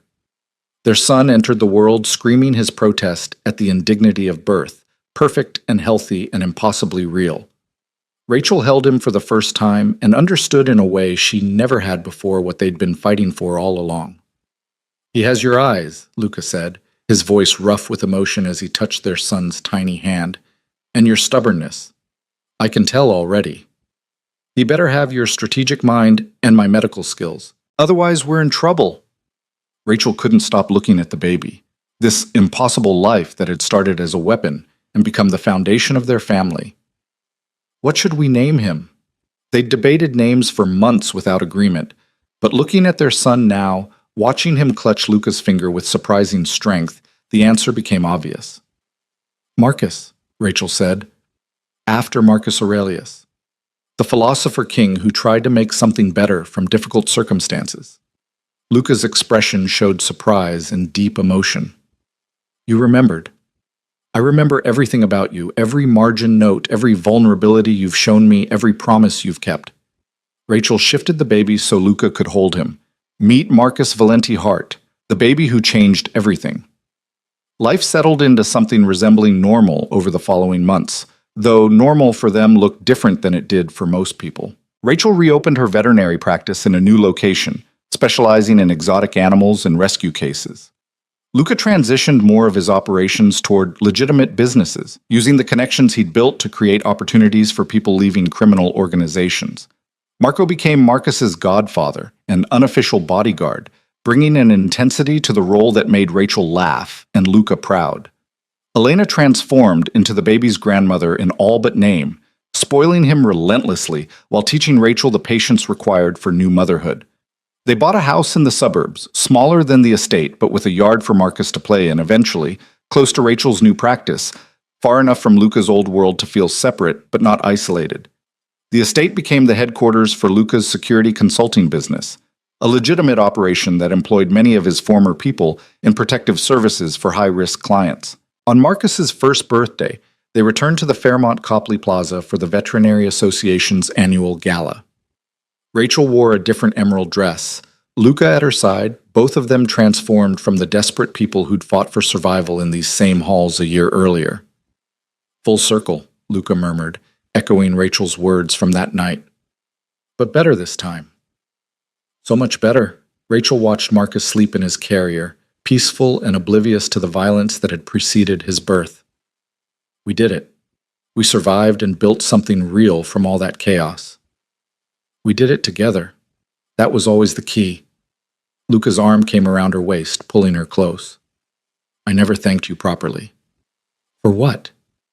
For not giving up on me. On us. For seeing something worth saving underneath all the violence and criminal enterprise. His voice was soft, meant only for her. For teaching me that love doesn't make you weak. It makes you stronger because you have something worth fighting for.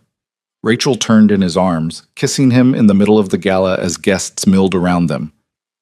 You taught me something too. That safety isn't the same as happiness. That sometimes the riskiest choice leads to the most extraordinary life.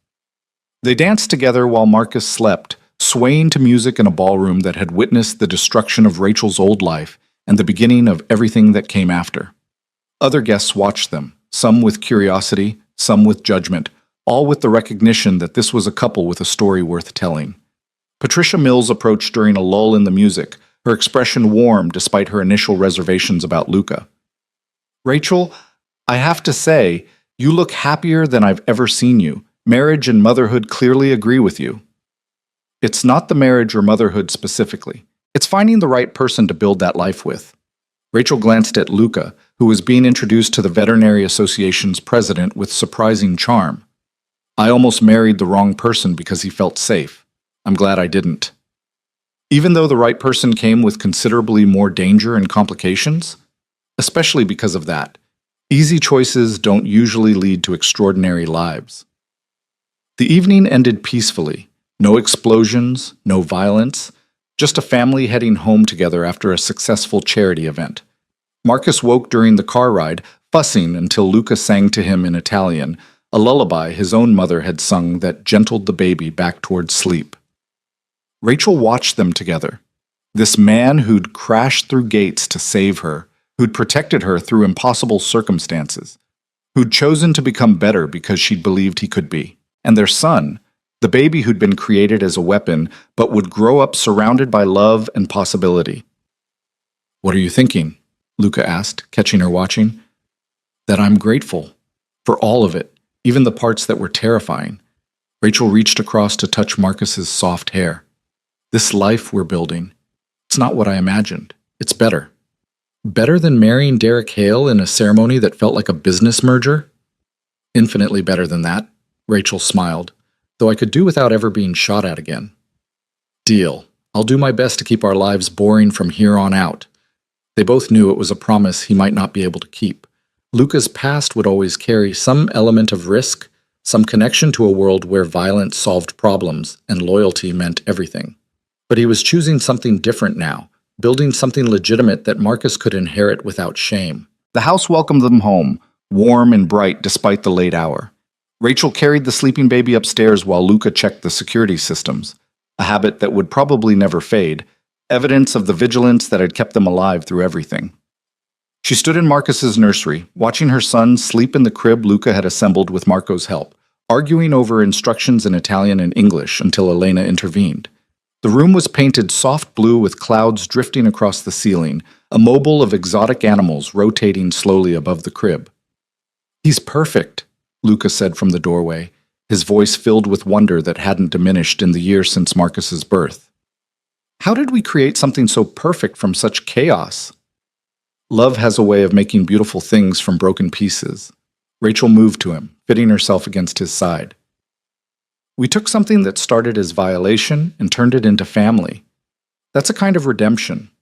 They stood together watching their son sleep, both knowing how easily this moment might never have happened, how many times they'd nearly lost each other, how many bullets and explosions and desperate decisions had stood between them and this peaceful night. I need to tell you something, Luca said quietly. The last of my illegal operations closed yesterday. The gambling network, the protection services, all of it. We're completely legitimate now. It took longer than I wanted, but you did it. Rachel turned to face him fully. You actually did it. You transformed an entire organization. We transformed it. You showed me it was possible. You never let me make excuses or accept violence as inevitable. Luca cupped her face in his hands. I spent years thinking the only way to honor my mother's memory was to be less brutal than my father. You taught me that real honor meant becoming something entirely different. So what are we now? Respectable citizens? Boring suburbanites? We're a family. That's enough. Luca kissed her softly. Though I reserve the right to be strategically interesting occasionally. Rachel laughed against his mouth. I would expect nothing less. They moved downstairs, leaving Marcus's door cracked to hear if he woke. The kitchen was warm and familiar, evidence of the life they'd built visible in every corner. Rachel's veterinary journals on the counter, Luca's business plan spread across the table, Marcus's toys scattered across the floor in cheerful chaos. Emily called earlier, Rachel said, pouring tea for both of them. She wants to visit next weekend. Bring her new boyfriend to meet the family. The accountant or the teacher? Neither. Apparently she's dating a firefighter now. Says she needed someone brave and a little dangerous after watching what we went through. Rachel settled onto the couch, Luca joining her. I think we traumatized her with our life choices. Or inspired her to take risks of her own. Luca pulled Rachel close, both of them fitting together in the comfortable way of couples who'd survived impossible circumstances. Your father seems to have adjusted well to having a former criminal as a son-in-law. He says you're growing on him, like a particularly persistent fungus. Rachel smiled at the memory of her father's grudging acceptance. Though I think Marcus helped. Hard to resist being a grandfather, even when the father-in-law makes you nervous. They sat in comfortable silence, the kind that only comes from truly knowing another person. Rachel thought about how far they'd both come, from the wedding that never was to this quiet evening in a home they'd built together. From strangers thrown together by criminal conspiracy to partners who'd chosen each other freely despite every obstacle.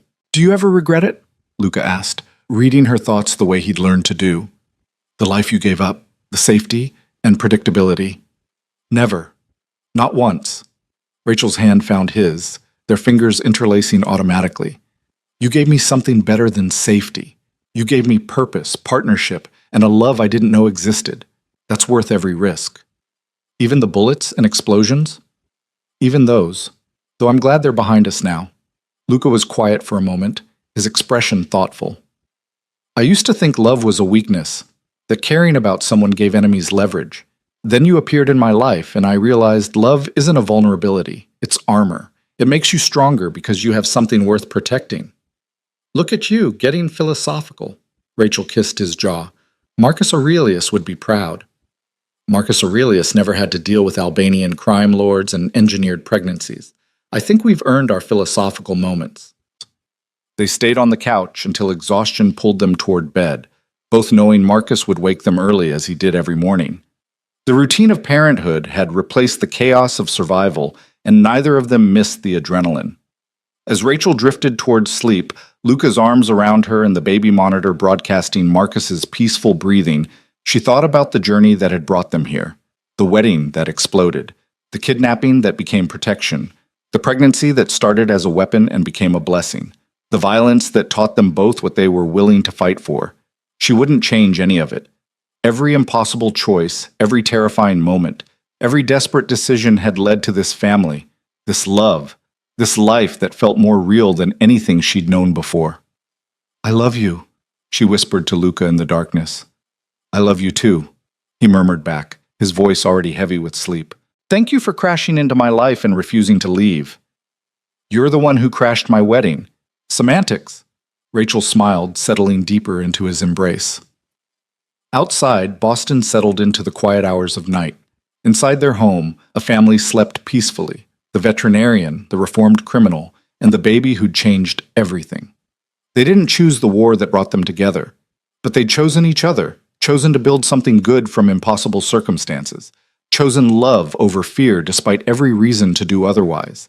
And that choice, made again and again through bullets and betrayals and desperate moments, had created something worth more than safety or predictability ever could have been. A family, a future, a love that outlasted the violence that tried to destroy it. In the nursery upstairs, Marcus stirred and settled back into sleep, dreaming baby dreams of a world his parents were fighting to make better. A world where love wasn't weakness, where redemption was possible, where even the most broken circumstances could create something beautiful.